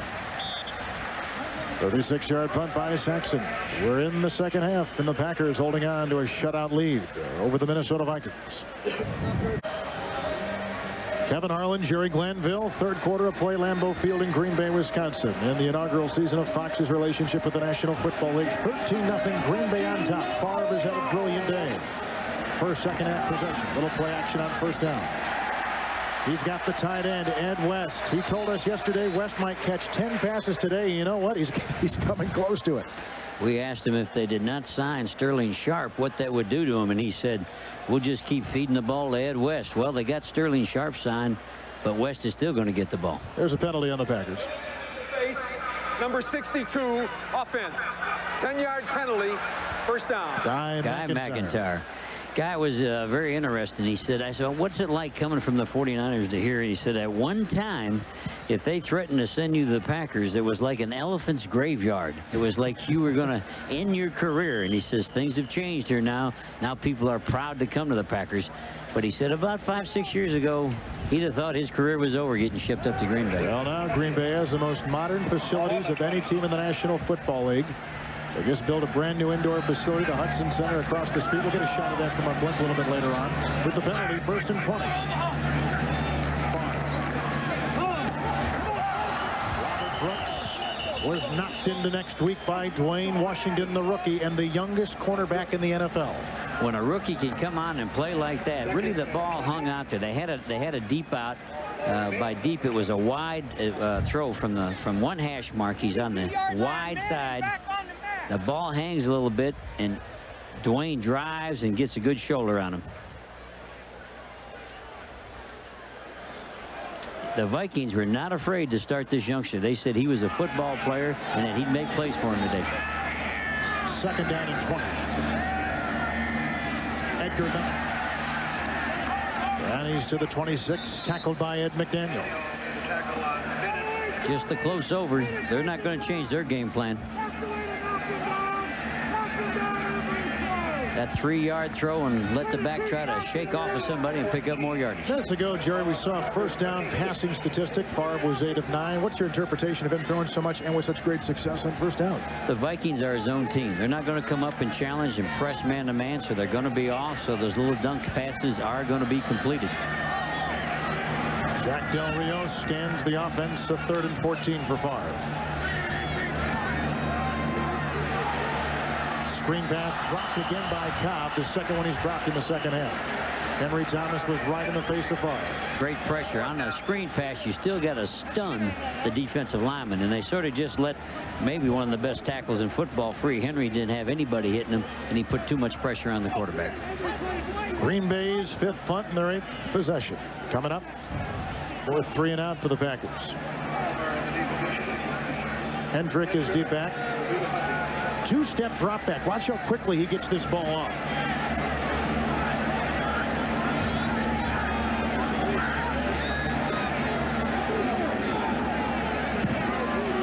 David Palmer deep back for the Vikings. And at the 29. Palmer to the 35.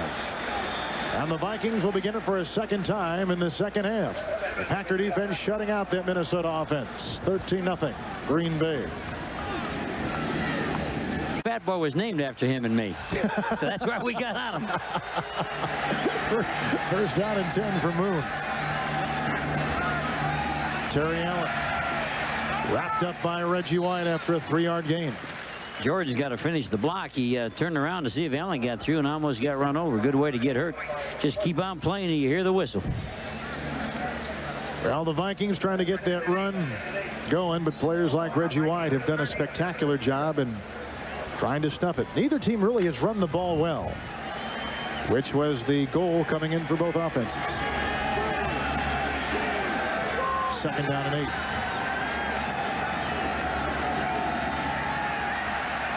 The tight end, Jordan. And he's got a first down or close to it at the Minnesota 45. He will be shy by half the length of the football. George Kuntz had pressure on Moon. Good tackle by Corey Harris. He was all over the tight end. Both passing games have almost mirrored each other. Nobody's pushing the ball down the field much. Vikings have had the ball now 8 times. In the 7 previous possessions, 5 punts, including 4 in a row. So this offense has had a tough time getting kick-started. The Vikings have gone, though, through some change. As you can see, the chains out on the field, and they're shy.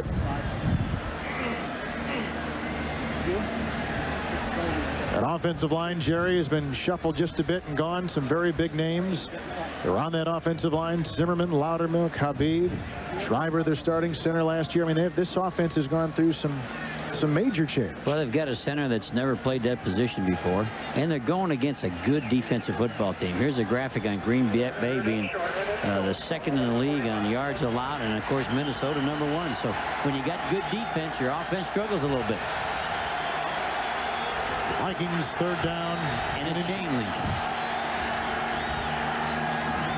Warren Moon, he's got the first down to his own 46. Went behind his left guard. Now, why would he go behind his left guard, Kevin? Well, maybe he's a 5-time starter in the Pro Bowl. Big, strong, powerful guy from the waist up. Has an unusual stance. His left leg sticks out and wobbles a little bit and bends at the knee. But for a yard, he followed his best offensive guard. First-round pick back in 1988, Randall McDaniel. 5 consecutive starts, plays at left guard, and he may be without peer in the NFL. Has great speed, great quickness, and upper body strength. Without peer at that position, I should say. He's got some good people on that line like him at the other side. But at left guard, he may be the best. 1st and 10. Looking for Jake Reed, and Moon threw into a thicket of oncoming defenders. Let's go back out to Hollywood. Here's James Brown. James.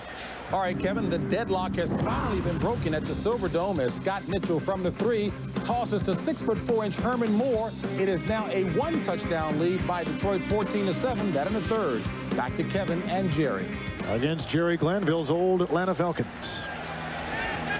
That was a bad throw by Warren. He was in a crowd, and he led him too far. Didn't stick the ball in.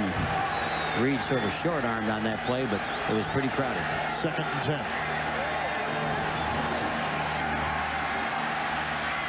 Chris Carter. And he's fighting over there against Terrell Buckley, who knocked him out of bounds. Got a flag on that. Somebody hollered face mask on the sideline. Now, Carter had only 1 goal. I love when you talk to a wide receiver. Face mask foul, number 27, defense. 5-yard penalty, first down. Carter's only goal was to win the Super Bowl. He's not interested in the number of catches. And here he is going for the boundary. And they have him by the face mask. Buckley had a hold of him and did not let it go. Made his first trip to the Pro Bowl a season ago. He's led the Vikings in receptions 3 consecutive seasons. Maybe as intelligent a football player, Jerry, as I have ever come across. A real student of the game. It's like talking to a coach. He really knows the entire offense. Out of Ohio. 1st and 10. Deepest penetration today by Minnesota. And Moon going up top. To the tight end, Jordan. And a gain of about 6. And the tackle made by Bryce Popp and George Kuntz, the linebackers. They've gone to Jordan a lot. We're going to show you Randall McDaniel. A lot of people say the best guard in football. And look at his left foot and his left knee as he bends it down inside. He puts almost 100% of his weight on his right foot. And then he stands up and pops. He's getting help here from Jeff, the center. But many people say he's the quickest, fastest, best guard in football. And have you ever seen a stance like that in over 30 years of coaching? I never have. It looks like he'd get hurt, but he has all that weight on the other foot, on his right foot. There you know how he looks. He gets it done. 2nd down and 4. That's Carter up the middle. Terry on a flag. And a gain of 1, and Reggie White was around the ankles of Terry Allen. Pop is playing a great ball game. What he decided there is he would try We'll to start. Number 83, offense. Prior to the snap, 5-yard penalty, 2nd down. That's the rookie out of Western Carolina who's had a big day catching, Andrew Jordan. Pop was trying to spill the trap. They're trying to trap to the outside. And by spill, we mean he's going to get underneath the block and try to make the play go all the way to the outside. This guy, all he does is play. He's calling the signals out there? He's calling the alerts. When they come to line up, he'll call all the alerts and tell everybody what to watch out for. Versatile linebacker. Playing outside today. 2nd down and 9.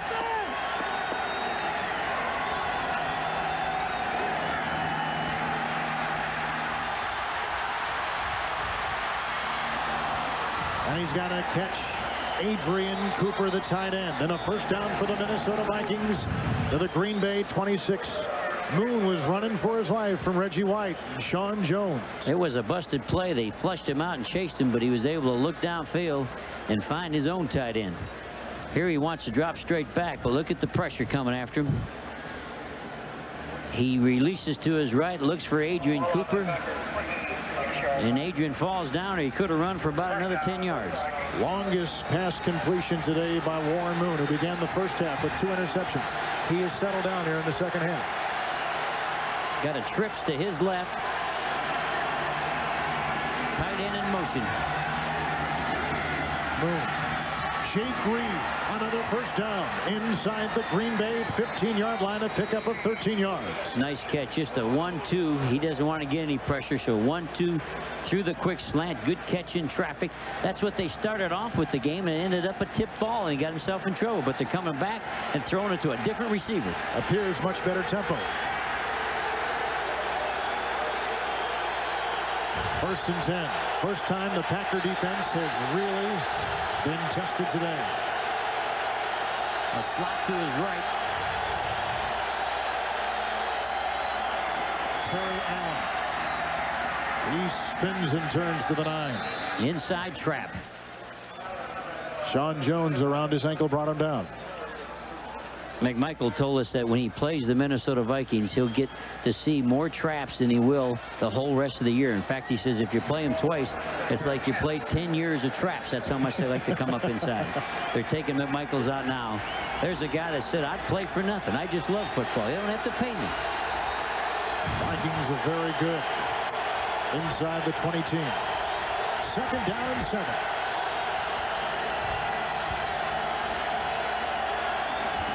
Play action by Moon.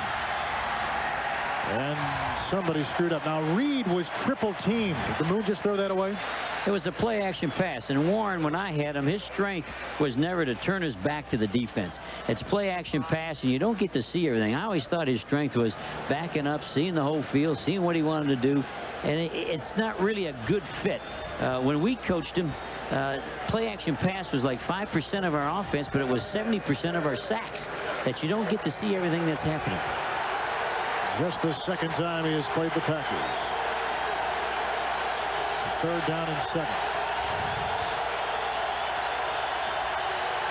And Moon wants a timeout. First, 2nd half timeout by the Minnesota Vikings.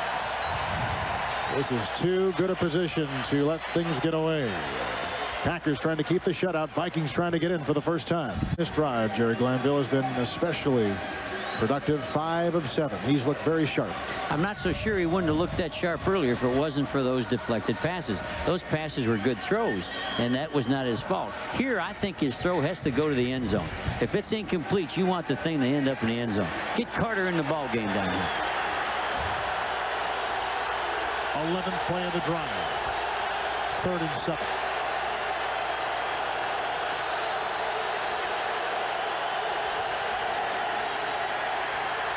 To the end zone. A little high for Jake Reed.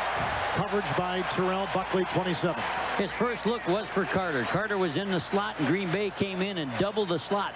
Played inside, outside. He knew he could not get the ball to Carter, so coming in behind Carter is the second slant. And you'll see Warren right here. He's dropping. He's looking for Carter. It's a double. They got Carter shut out, so he brings the second slant, and he overthrew him. This will be a field goal try by Fuad Reveiz. He has made field goals under 39 yards, 22 in a row.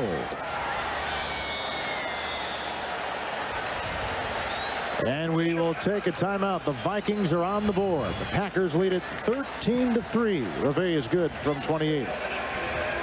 His field goal has given the Vikings their first points of the day. Green Bay on top 13-3. The ball fell off the 1-inch tee, but he placed it back up there. I don't know if the officials have measured the tee this time. We had an illegal tee earlier. Way back for the Packers, Corey Harris and Marcus Wilson. Good kick. Harris will leave it in the end zone.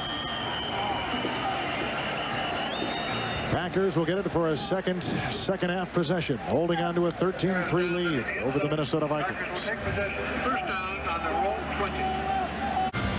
Packers lead 13-3. Teague had 2 first-half interceptions of Moon, who has now settled down in the second half, coming off a good-looking drive moments ago with the field goal. And Favre's had a pretty good day throwing. Both teams are averaging 9 yards of completion. But there was really nothing wrong with Warren Moon in that first half. It wasn't a matter of settling down. As people catch the football. Catch the football when you make the good throw. Don't get the ball tipped up, because the defenses, both of them play zone. You get a ball in the air, someone's going to run underneath it, and pretty soon you get yourself in trouble. Now, how does Green Bay respond to a nice drive by the Vikings? Can they hold on to that momentum? They will not change their plan. Watch for that little short pass. 1st and 10 from the 20. It's Cobb. The motion built 3 people. Robert Brooks close to a first down near the 30. Tackled by Anthony Parker. Gain of 11 on the play. Move the chains.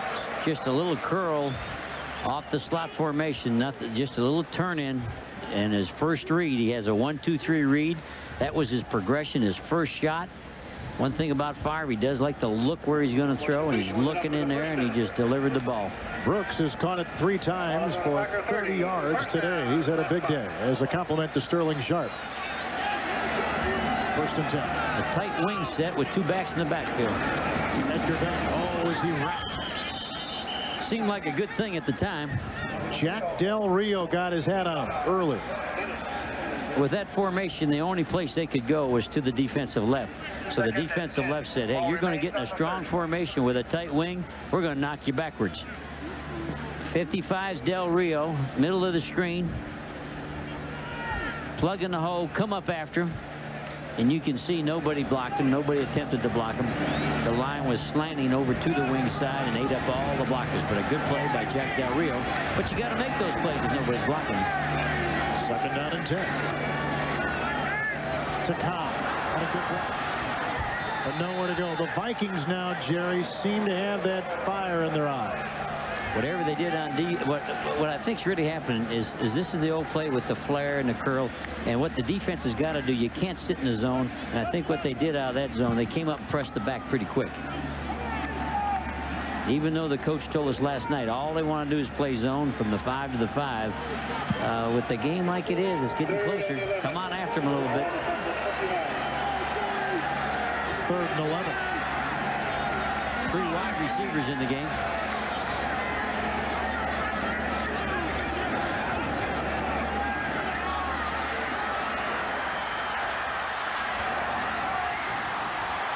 Pass was hauled in by Anthony Morgan, but was he in bounds? He was not. He got in trouble. Favre got in a little trouble. Tried to escape a little bit. And while he was escaping, that's the kind of plays that get intercepted. That was more like Favre last year. Don't throw that ball. You're ahead by 10 points. Good rush. They have a twist in there with the tackles. They chase him out, and he slings it sidearm, which is what he's noted for, sort of playing playground football. Hendrick to punt for a 6th time. 2nd consecutive punt. David Palmer awaits him back at the Minnesota 40. High hanging punt, and a good one. Fair catch. 36-yard line. That's twice the punt has gone above Vince Lombardi's name on the Hall of Fame. Yeah, we should probably mention Green Bay has a ring of honor. There's Lombardi, who was a longtime coach, and of course the story is so well documented it would not be necessary to repeat it, but that is part of the expansion that the Packers have gone through. Part of Fox's Super Sunday this fall. The action doesn't stop after football. 1st and 10. Amp lead. And he picks up a quick 9. Not very quick, Jerry, but he gets it done.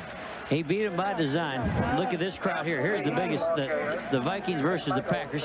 Nice hats. It's what's under the hat, though, that counts. They set the 2 wideouts to the tight end side, and that's how that play broke out that way. Hit him on the head, hit him again. That's the longest run by the Vikings today, as given to us by our statistician, Pat McGrath. 2nd down 1. Ample's not fast, but he can cut and go the opposite direction. Play again. 1st down to the Minnesota 48. Picks up 2. Cutting against the grain once again, which is what he did. When he came out of college, a lot of people didn't like him. If you timed him, you didn't want him. The 49ers drafted him because he could avoid and he could cut back. You sense any kind of shift in momentum here, Jerry? I think the field goal has sort of fired him up, sort of said, now we're 10 points out of this thing. This thing's within reach. Crank it up. Let's get it going. Vikings 1st and 10.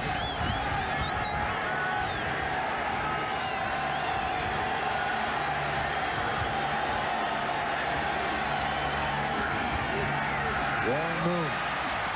Amp lead. And a gain of a couple. George Kuntz there, make it 5 on their completion.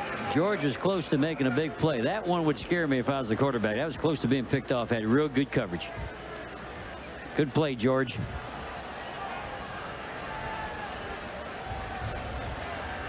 Vikings will let the clock run down, and that's the end of the 3rd quarter with the score. Green Bay 13, Minnesota 3.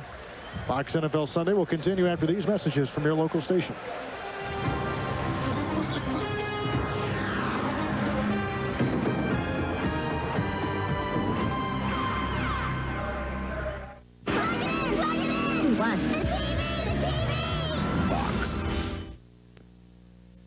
Cromwell, the special teams coach, the ex-LA Ram great, and he's diagramming how the man got in on the punt block, and he's telling Mike Pryor everything that went on. But usually when you talk to your players in the sideline, they're half knocked out. They really don't know what you're talking about. 2nd down and 5. Vikings moving the ball in the 2nd half. Moon. And he was looking for his tight end, Andrew Jordan. Corey Harris was covering. In the 3rd quarter, the Vikings had 82 offensive yards to Green Bay's 15. And is there a flag on the field? Yes, there is. Offensive pass interference, number 87.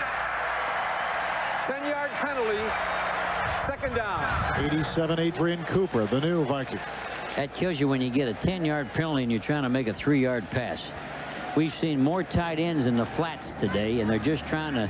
I don't believe it's his first read. I think he's looking for something else, and the defense is forcing that short throw, and then you get a penalty on him. Well, look at the numbers. First half to second. You can see why the Vikings may just be on the brink of capturing the momentum in this game. Green Bay had a wild first half, a 13-0 lead at halftime.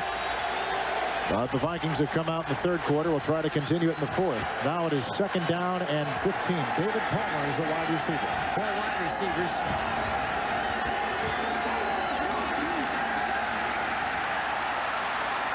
Amply. And he only picks up 2. Nice toss by Moon. We toss it now to James Brown in our Hollywood studio. James. All right, Kevin, and we're going to toss it to the Giants-Philadelphia game. Little David Meggett having a big day indeed. He already has a 68-yard punt return for a touchdown. Look at this. Breaks from behind his convoy of blockers, a 26-yard touchdown run. Giants lead at 28-13. That in the third. Back to Kevin. Thank you, James. You like Meggett, don't you? Sean Jones, that Meggett we said was going to rewrite all the records. Sean Jones got great pressure that time on Warren Moon. They put him on his back. 3rd and 13. Here they come. Sean Jones has it. Jones and Pop are doing a stunt. It was a ET, meaning the end goes down inside and the next guy rolls. Quarterback never had a chance. That's 2 plays in a row. Sean Jones has hit his old teammate. You can see him coming inside and Pop outside and Sean Jones inside, and Warren Moon does not have a chance. Another punt for the Minnesota Vikings. That may be a very big defensive stop for Green Bay, stopping the Minnesota momentum. Sacks in the punt. Robert Brooks awaits it back at the 25. No rush. No hang time. And this is returnable for Brooks at the 23.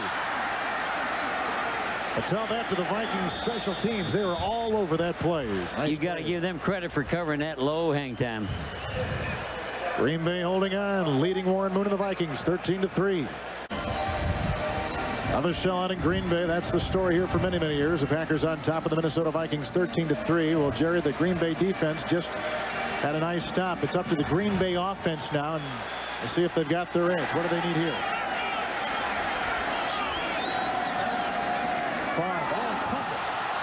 And picked up by James Harris. He'll go in for a touchdown. That changes the game in a hurry. Wow, what a play. And the Vikings trailed 13-9. Did somebody step on his foot? We'll have to see on the replay. He looked a little bit off balance.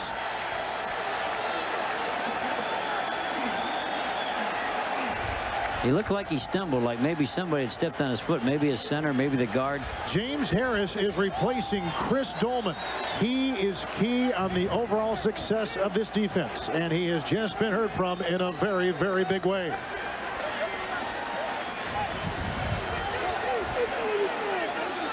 It got quiet in this packed stadium in a hurry. The Packers trying to beat the Vikings for the first time since 1991. As we wind down in this fourth quarter, the Vikings have come up with a huge play in the second half, which they have controlled. Revenge to tack on another point. We've got a new game in Green Bay. Plenty of time left. 13:29 remaining in the fourth, and the Packers now lead just by 3. Daniels come up with a huge play for the Viking defense. Green Bay led at halftime 13-0. So you can gather from that what kind of second half it's been for the Minnesota Vikings. Claude Reves will kick off from the 30. Harris and Wilson deep back for Green Bay. And the kickoff will fall to Corey Harris on the fly at the 18. Harris to the 35. And a flag thrown in the pile.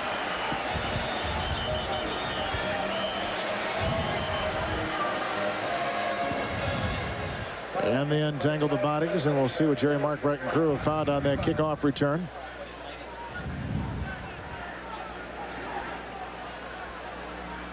$13-19 left in this game. Holding number 89, receiving team on the return. 10-yard penalty, first down. Mark Chimura, one of the biggest plays of the game, happened just seconds ago, and the Viking defense did it. Ed McDaniel's going to play middle linebacker. It's the second blitz of the entire day, and he's going to blitz through this hole, and you're going to watch the quarterback who's going to try to stiff arm him. The back misses the block.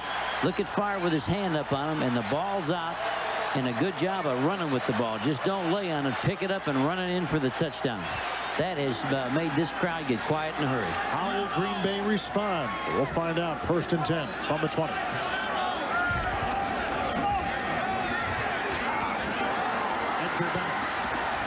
And he picks up 6, maybe 7 near the 27. Ed McDaniel makes the stop for the Vikings.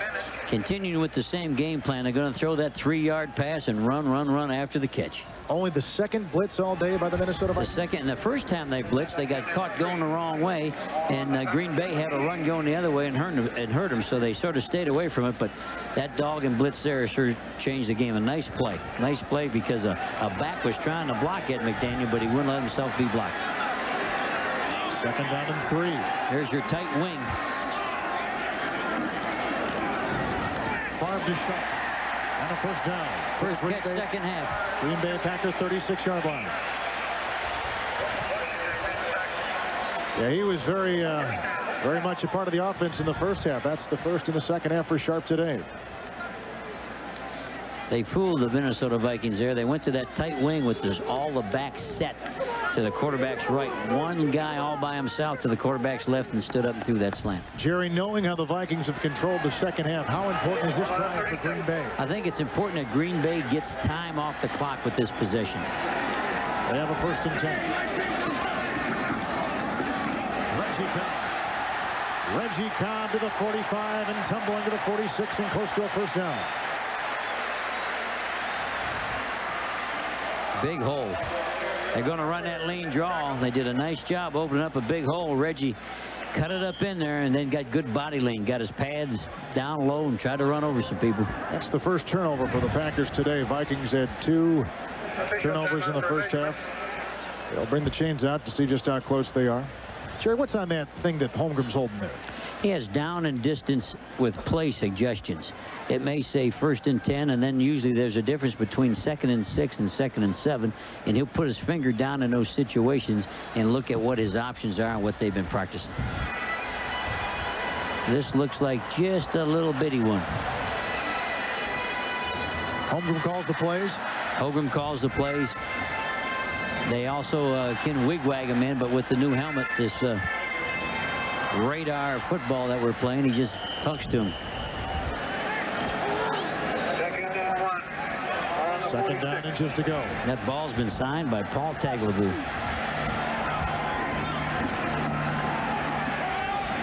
Edgar Bennett. And he should be close to the first down. Let's see where they spot it. Henry Thomas was there with the stop for the Vikings. Good defense for the Vikings. Tried the cutback, started off to the right, tried to bend her back. Minnesota Vikings coming down hard on inside charges. There's the coach looking at his situation. The coach has that card. He says it's 3rd and 1. What do we want? I got 3 suggestions. I got 1 underlined. The one I got underlined didn't work the last time, so I go to another one. 3rd and 1. 3rd and less than a yard. Really the length of a football. He held that button down because he was talking to Favre. Upstairs, somebody's got to let the button go. Darrell Thompson, mainstay in the backfield last couple of years, is in for the first time today. Big play for Green Bay's offense. Edgar Bennett, they got the first down, but the play clock ran down to 0. Got a penalty now. Delay a game. Gonna be 3rd and 5. Delay of game. Offense. 5-yard penalty. 3rd down. Jerry, that changes now that 3rd down play completely. 3rd and the length of the football to 3rd and 5 is dramatically different. Well, they'll go from 3 tight ends, probably to 3 wideouts. Have to put the ball up. If they go to 4 wideouts, watch and see if the back, where the back is, and that'll tell you whether it's a run or a pass. The Packers have not had a hold of this 3rd quarter and 4th quarter today. The first half, they led 13-0, but the Vikings have picked up the momentum. You can see what Favre has done on third down today. And he's got a 3rd and 5 right now. And again, it remains a big play. 3 wide receivers, a close swing to his left. The back's out that way. Oh, boy. Incomplete to Sharp. There's a flag. There's another. He had a hold of his helmet. He grabbed a hold of him. Was that Vincey Glenn? Vincey's in there arguing. Vincey's probably one of the best free safeties in football. I think he had his left hand on him. Automatic first down at the spot of the foul. See, Vincey was covering a receiver down the sideline, and the referee didn't throw the flag long enough. It was not on Vincey Glenn. It was the person covering Sharp.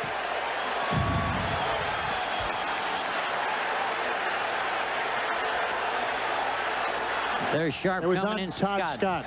Scott, he has him around the shoulder pad. It was not on Glenn. Well, no wonder Glenn was arguing. And Vincey Glenn is really something special. See, the referee didn't throw the flag far enough, and he threw it right where Vincey was. And Vincey, just like Favre, his daddy was a football coach. In fact, his father coached at Grambling. And his mom and dad are going to celebrate 35 years of happy marriage. I hope you make that, my friend. I will. 1st and 10. Packers on the move. That was a big play from the 45 of Minnesota now. 3 wide outs with motion going back where it started. Good right by 5. Roy Barker completely ruined that play. Never ruining us those is James Brown in Hollywood. James. The Silver Dome. Take a look at Jeff George of Atlanta on the run as he steps up in the pocket and whips a 69-yard spiral to Andre Rison, his 8th catch of the game, 116 yards. That score tied it at 21. Back to Green Bay, Kevin and Jerry. Thank you, James. Lions have beaten the Falcons 5 consecutive times. Here, Green Bay has been beaten by Minnesota 4 consecutive times. Trying to stop the streak today. They got it 2nd down and 10. 3 wide receivers.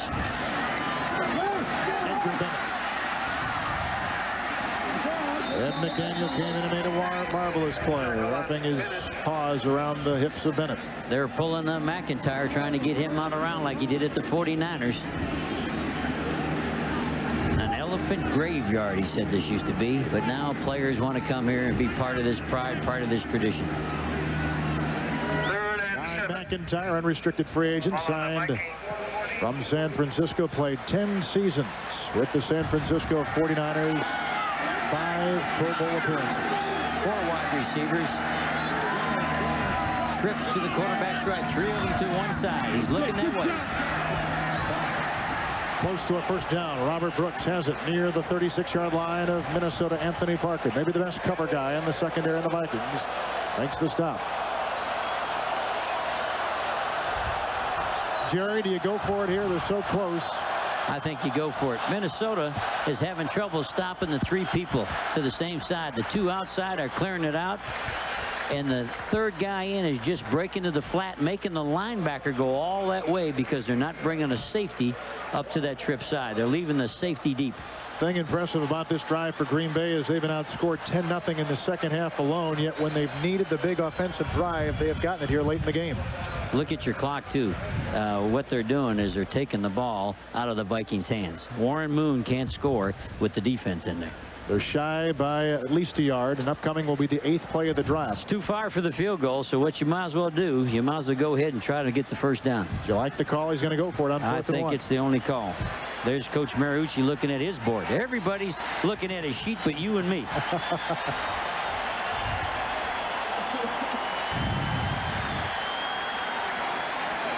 And another in a succession of big plays for Green Bay. 3 tight ends, 2 backs in a strong formation.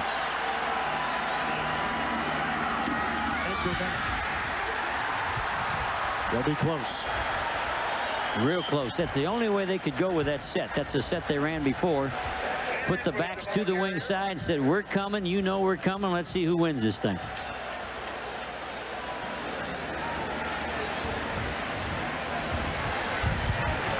There's Del Rio, Vincey Glenn. They got it.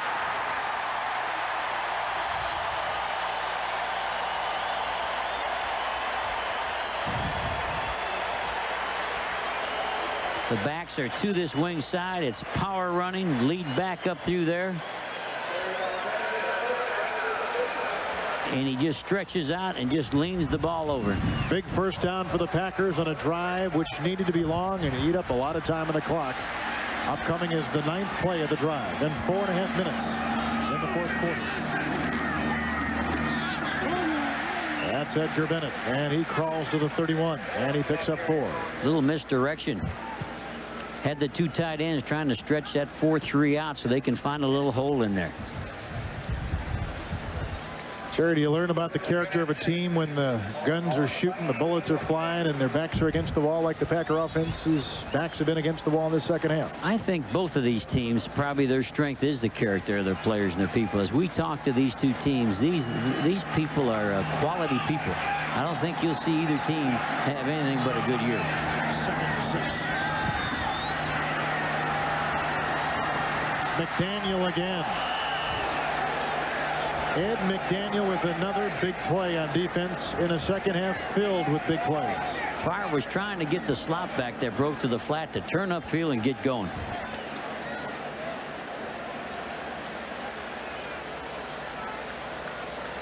There's Fire breaking for the sidelines. Ed McDaniel chasing him. We got a coach on the sideline. Did the coach get hit? Oh, man. Player, put your helmet on the sidelines or get out of the way. 3rd down and 6 for the Packers, and a drive approaching 5 minutes. They led at halftime 13-0. Now they lead by just 3. Blitz is on. And the blitz again from the linebacker, Ed McDaniel. They tipped that ball, and that's the 3rd blitz that we've seen. They motioned and built trips. He was trying to get that ball to the 3-man side, and the coach has seen enough. He says it's time for the field goal. They've blitzed 3 times, Jerry, and the last 2 have been absolutely crucial. They really have. And the first time they blitzed, the Packers won, but the last 2, you can see the linebacker jumping up. Ed McDaniel tipping the ball. Now Jack Del Rio trying to find the ball. Jackie has kicked field goals today from 25 and 39 yards. This will be a 49-yard attempt. The Packers lead 16-10. An important score for Green Bay is a Battle of Viking team that has come charging back in this second half. 7:43 left. Aren't out of the woods, but that field goal big. They lead by 6. Jackie's hit 3 today, 25-39, and one measuring 49 yards away. They'll kick it off with 7:43 left in the 4th. Ismail from the 3. Andre Ismail still on his feet, and with a block, he's gone. And a big return by Condre Ismail. Tim Hawk with the tackle, maybe a touchdown-saving tackle, and special teams for the Vikings, a big play. I was just about ready to criticize the return because he did not run hard. He jogs up there trying to set up his block. You'll see him come to our left. He's not running hard. He's looking around, hoping something opens. The wedge is trying to make a block. He slides off the one tackle and breaks all the way to the other side, to his left and your right as you're looking at it, and a game-saving tackle there by Terry Allen. Like I said, Green Bay's not out of the woods, especially when you've got Warren Moon as your quarterback. From midfield, 1st and 10. Good blocking. Looking for Reed. Out of bounds. Coverage by Terrell Buckley. You know, it was a year ago when a pass by Jim McMahon to a wide-open Eric Gulliford gave the Vikings a late-game win. Buckley has that etched in his mind that he would not let it happen here. That last year, that was in a 2 coverage. This time they're in what you would call a 3, where the corner had deep 3rd. He's back there all by himself, but nothing can get behind him. He's really in better shape than the receiver to make that play. I believe the quarterback rollout on that is what Warren was trying to do when he got sacked. And now 2nd down and 10 for Moon.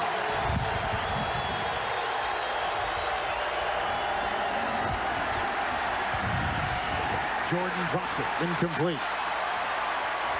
Play I was talking about moments ago occurred last year when the Vikings at the Metrodome with McMahon as the quarterback threw to Eric Gulliford. And by the way, this was Gulliford's only catch of the season. Same position on the field on the sideline. Buckley blew the coverage. And that set up the winning field goal, and they went on to win it. Minnesota did. The last play by the Green Bay Packers defense was their first blitz. They blitzed on 2nd and 10 and came after the quarterback, did not get to him. Big defensive play for Green Bay on 3rd and 10.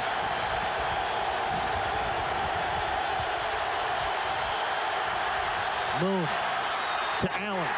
Another dropped Viking pass. Jerry, you've been keeping track of those today. I mean, there have been a lot of them. They sure has. They had good protection. No pressure on the quarterback whatsoever. But even if he would have caught the ball, I don't believe he would have got the first down. It was the 4th drop pass by Minnesota. But a catch there, I think Green Bay was in position to rally up, and they'd have been punting anyway. A very crucial drop by Allen. And the Vikings have to punt for the 7th time in 10 possessions. Their 2nd in a row. Saxon.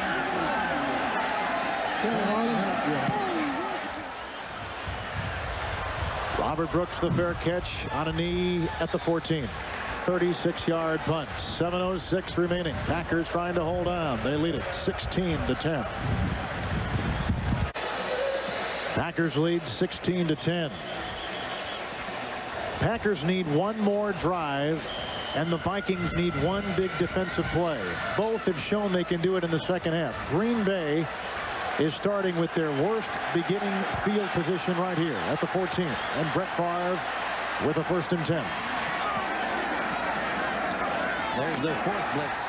Reggie Cobb, first down, pickup of 11 yards. A big play, tackle by Anthony Parker, but what a block on the left side of the line. Green Bay won on that one. They're going to blitz to the opposite side. This is how you watch to your left. The safety's walking up, the linebackers blitzing, and they have the lead draw away from the blitz. You can't get a bigger hole than that. Everything is wide open. Good tackle in the secondary. Longest run today, and especially by Reggie Cobb, 7 carries. They would like him to get between 70 and 80 yards a game. The unrestricted free agent from Tampa. Big play. Packers now have some room to work. 1st and 10. Vikings need a stop. And they get it. Ed McDaniel, but not before a gain of 4 by Edgar Bennett right into the teeth of that Minnesota defense. And no finesse there. No trickery. We're coming power football. Bend back football. Run straight at you and make the cut. And Edgar Bennett showing what we saw on the film. Got good quickness. He can burst into the hole and runs a little bit heavy in there. Stay tuned after the game for the Miller Lite player of the game. And there are a lot of them on either side we could choose from. Harris right there, 99, came up with a big fumble recovery. McDaniel knocked the ball away. Vikings got back in the game with those 2. 2nd and 6. Yes, sir. Edgar Bennett. First down. Bennett to the Green Bay 39. Vincey Glenn was there. A good block by Sterling Sharp. A lot of people know how he can catch the ball and how he runs afterwards, but he helped that play work. He came and made the big block. In fact, him and Vincey Glenn are talking about it. I don't think they're sharing pleasantries there. You got to block if you're a receiver in the NFL, and there may be none better than Sterling Sharp. He'll be on the left side of your screen. He'll come in and make the block. There he is, 84, walling him off, pushing him off. And now on his back goes the defensive player. Sharp agreed to come back to the Packers last night after walking out for about 6 or 7 hours. He's had a big influence in the game. Reggie Cobb. And he picks up 3 to the 42. Jack Del Rio, Henry Thomas are there. You know, back to Sterling Sharp again. And we see some pushing after the play. Sterling Sharp had a toe injury last year that caused him not to practice for half the season. And he had surgery on the undersurface of the big toe joint. Foot up was for about a month and a half, and so what he did was he worked on his upper body. Already a strong individual, he may be doubly strong now. And on plays like that, Jerry, when you see that blocking, you know where the payoff comes. And he's going to be better on bump and run, which he was always good on. He could shove the corner away to get open on the passing game. 2nd and 7, and Cobb trips on the play, wrapped up by John Randall. He stepped on your divot right where you were down there trying to hit that golf ball. Well, piloting the blockbuster video blimp for today's event, Steve Tomlin from London, England. Steve, welcome. First time a blimp has ever hovered above Lambeau. This is the Green Bay. He's going to give us a shot of the Fox River. We're with the Fox Broadcasting, and here's the Fox River, and right here is the boat that we bought yesterday. That's not part in the Fox Valley, isn't it? Yeah, Fox River Valley. That's not part of the rights, I don't think. They'll get in the Green Bay. We're under 4 minutes remaining in the game. Third down. 4 wide receivers. He's in trouble. John Randall, third sack today by the Vikings.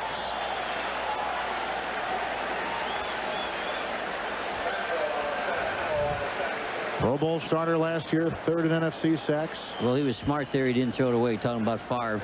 Last year, he'd have maybe pressured that. He tried to escape to his left, and Randall came in and got him. Did you see him just jump on Turling, the defensive coordinator for the Vikings? Vikings are going to have another chance here. There's 3:15 and the clock ticking in the fourth quarter. That's Palmer, deep back number 22, and Hendrick to punt once again. Green Bay's second punt today. Minnesota tried to block that punt.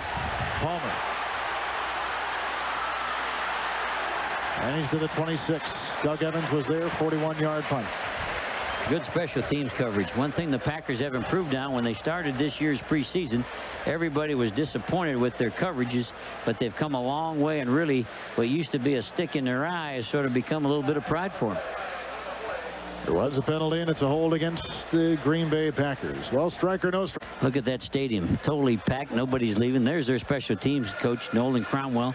They had a lot of criticism the first couple of weeks, but their last preseason game, the special teams won the game, and here they are today doing a great job of covering. Longtime player for the Los Angeles Rams, All-America at the University of Kansas. As a quarterback, as an option quarterback. Yes. One year he was the defensive player of the NFC. As a safety. Hendrick to punt again. Palmer awaits at his own 36.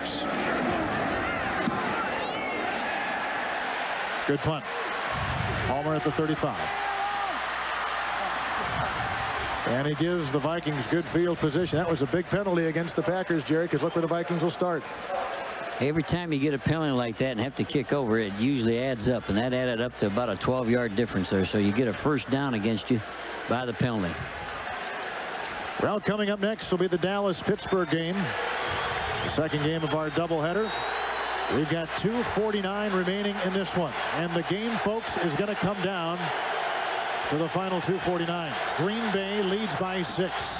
Can the Viking offense come up with the big drive, and can the Green Bay defense hold Minnesota, which has had a good second half? Moon to Carter, and a gain of 6 to midfield.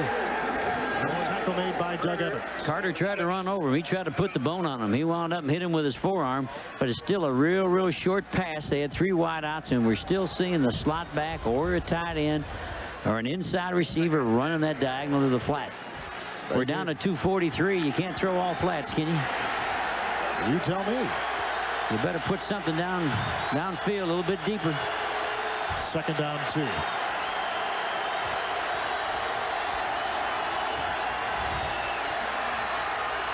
Moon to Carter.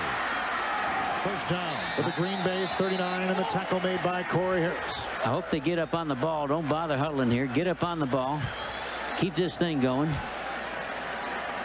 They're standing in the huddle. There's Brian Billick. He's trying to tell him, get up on the ball. We're wasting too much time. They're going to lose about 15 seconds here. First and 10 for the Minnesota Vikings. Down by 6. Look at all the time Moon has to throw. For Carter. Incomplete. Coverage again by Corey Harris. Back in the secondary, everybody had their hand on each other, pushing a little bit, but when you got your head turned back around looking for the ball, they'll let you play. Down to 2:02. What are you thinking now if you're Brian Billick? What kind of offensive plays are you looking for? Well, you got to get a first down. We don't want to be a 3rd and long, so let's get half of it now. Let's try to get some yardage right now. Second down and 10 from the Green Bay 39.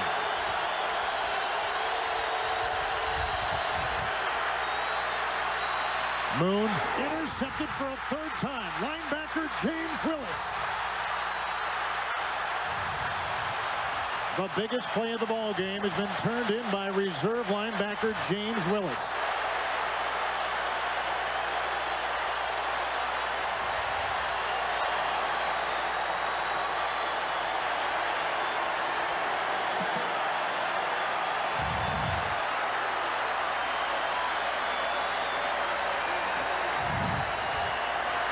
Here's Warren Moon throwing right at us. Middle linebacker dropped real deep. Broke on the inside center cut. Picked it off. Now hang on to that football. Hang on to that football. You got the game won.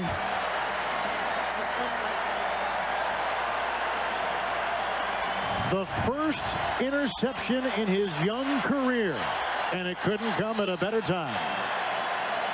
In a game of big plays, this may be the game's biggest play. We'll see it in a second. As Favre hands off to Edgar Bennett. And he's to the 40 for a gain of 1. Second down and 9 upcoming. Minnesota calls that timeout immediately. Here's what Warren saw. He's looking at to his right. He's watching the outside receiver come on a center. Does not see the inside linebacker. Steps right from the other direction. Came from the left. He did not see him. What a big play for a young linebacker in a big play. A big play that the touchdown, if they go in there, of course, they're going to win the football game. And there's the coach talking to the special teams. We talked about special teams. Willis has to go in on the punt team and cover the punt. And he's talking to him on punt protection because Minnesota should come back and try to block the punt. We opened today from Lambeau Field in Green Bay telling you that this game, in many people's eyes, would set the tone for Green Bay's season. The coaches didn't agree with that, but the players said that. The fans and the media covering and watching these games and watching these teams said that this game would mean a lot for Green Bay. Why? Because Green Bay has tried to measure up to the Vikings. That has been the one roadblock. 3 times in 78, 89, and 92. The Packers have lost tiebreakers getting into the playoffs because of the Minnesota Vikings. 4 consecutive Viking wins coming into today. Green Bay knew that this was going to be one of those games that could definitely set them off on their upcoming season. If they hold on now, it will be one of the big wins they'll look back on. Second down and 8. Edgar Bennett. And he's diving near the 44, and he picks up 3. Today's game was produced by Jeff Gowan and directed by Andy Kindle, 2 of the best in the business. The studio was produced by Scott Ackerson and directed by Bob Levy. The executive producers of Fox Sports are Ed Gorin and David Hill. If Green Bay goes on and wins this football game, and I'm a Minnesota Viking fan, I still feel pretty good about my football team. I think the Minnesota Vikings have an excellent coaching staff, and I think they got good football players. You sit down and talk to this man right here, and he can coach. You talk to their players, and they believe in themselves. They'll still come back and have a good year. But when you're playing somebody in your division, you hate to take that loss. But I think the fans for the Packers, they're going to have fun this year. But I think the fans of the Minnesota Vikings are going to be, well, really, when the season's all over, they're going to say, we got a good football team. We're proud of our football team. Well, it shows you the overall strength of the Central Division.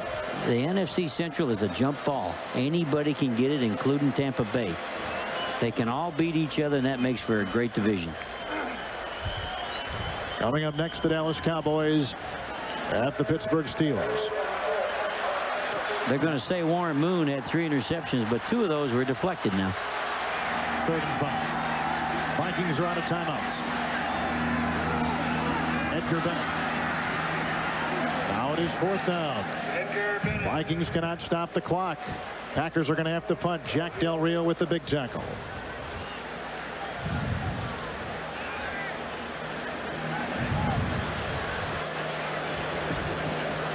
Well, if there's a better come-from-behind quarterback, Jerry, it's got to be Warren Moon. Montana and Moon are kind of in that zone where they can come back, can't they? He's great with 2 minutes and 4 wide receivers, and sometimes he even made me look like a good coach. So it's never over. Absolutely not. And the Packers know that as well as we do. The fans know that. Look at this crowd. Nobody's left. Everybody is still here. Packers will take the delay of game or call the timeout. Call the timeout before they take the delay of game. And now they have 2 timeouts remaining, and again the Vikings are out. 52 seconds left. Well, we thought the running games would be something to look at. Green Bay has rushed for 94 yards. the Vikings for 48. And that has told the story why Minnesota's offense did not do it today. Although there's not a lot of yardage, I think Edgar Bennett has got big-time yardage when they needed it. And what you want to do is be able to run the football when you have a lead. And Edgar Bennett, with his quick feet, I think he's hit up in there. He's run heavy. Cobb has had a couple of good runs, and we don't have a lot of yardage, but it was important. Edgar Bennett, 16 carries and 51 yards. And the Miller Lite play of the game is Edgar Bennett. It'll be 4th down at about 3. And the Packers will punt. Coverage will be important, and Palmer's return will be ultra important. Minnesota Vikings should go after this punt. The way to win this football game is block this punt and try to scoop it. Everybody, they got everybody up. Everybody's got to come. They're real wide, though. They're a little bit too wide. They're bringing a man up inside. Here they come. Great punt by Hendrick. Back to the 11, Palmer. And Wisely getting out of bounds at the 20 with 41 seconds left. They just about had that block, but Hendrick had a marvelous punt. Vincey Glenn had a great shot of blocking that. He danced in there, came in there slow. Vincey Glenn is a special type of player. He comes up with big plays to win games, and he just missed it.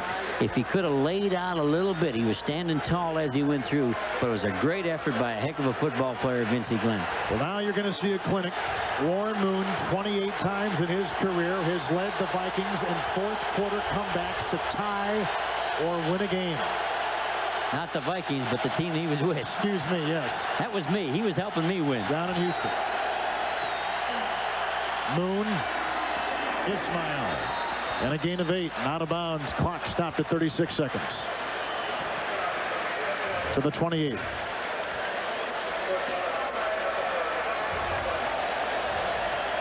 Penalty flag on the play. Personal foul. Shot block. Number 66, offense. Half the distance to the goal. First down. John Jarek, 66. That's a big one. That really hurts you. You got the clock stopped. You're out here at the 30-yard line, and now you've lost the time to make that play work, and you're all the way back to your 10. There's Coach Green. He'll have something to say about that when he looks at the movies. Again, though, Minnesota's going to have a good season. They're going to be a good football team just like Green Bay is. Now the Packer crowd's trying to get into it. Vikings, no timeouts, 1st and 20.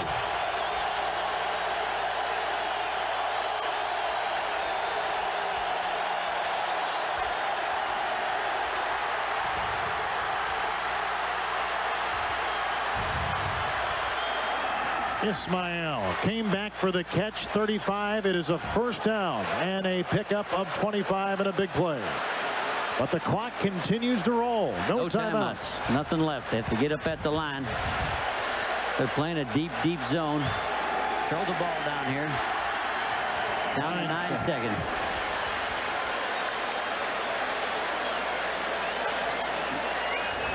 What do you call, Jerry? Well, you got to hope you get a penalty. You got to get 3 people to one side, go for a jump ball. You got to have a batted ball. You got to have a penalty. You can't get it to the end zone from here. You're off too far, so you're looking for a batted ball, enough people that you pick up a deflection or run, or you hope you get a penalty down in here close that you get another shot. This game at times has taken your breath away. The Packers are down a 3-man rush, something they never do, but they're putting an extra safety in there to play a victory man. 2nd down and 10. Safety is 38 yards deep. Here's the trips to this side. They're going to throw the big bend to the right. Flag thrown against the Vikings. Too much time. Delay of game.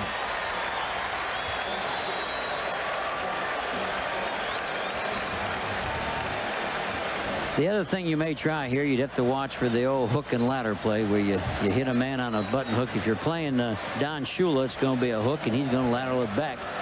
If you're playing some other coaches, they all have their favorite thing that they try to reach for to pull out their bag of tricks. This looks like it's a big bend, a jump ball to Warren's right. 2nd and 15 with the penalty.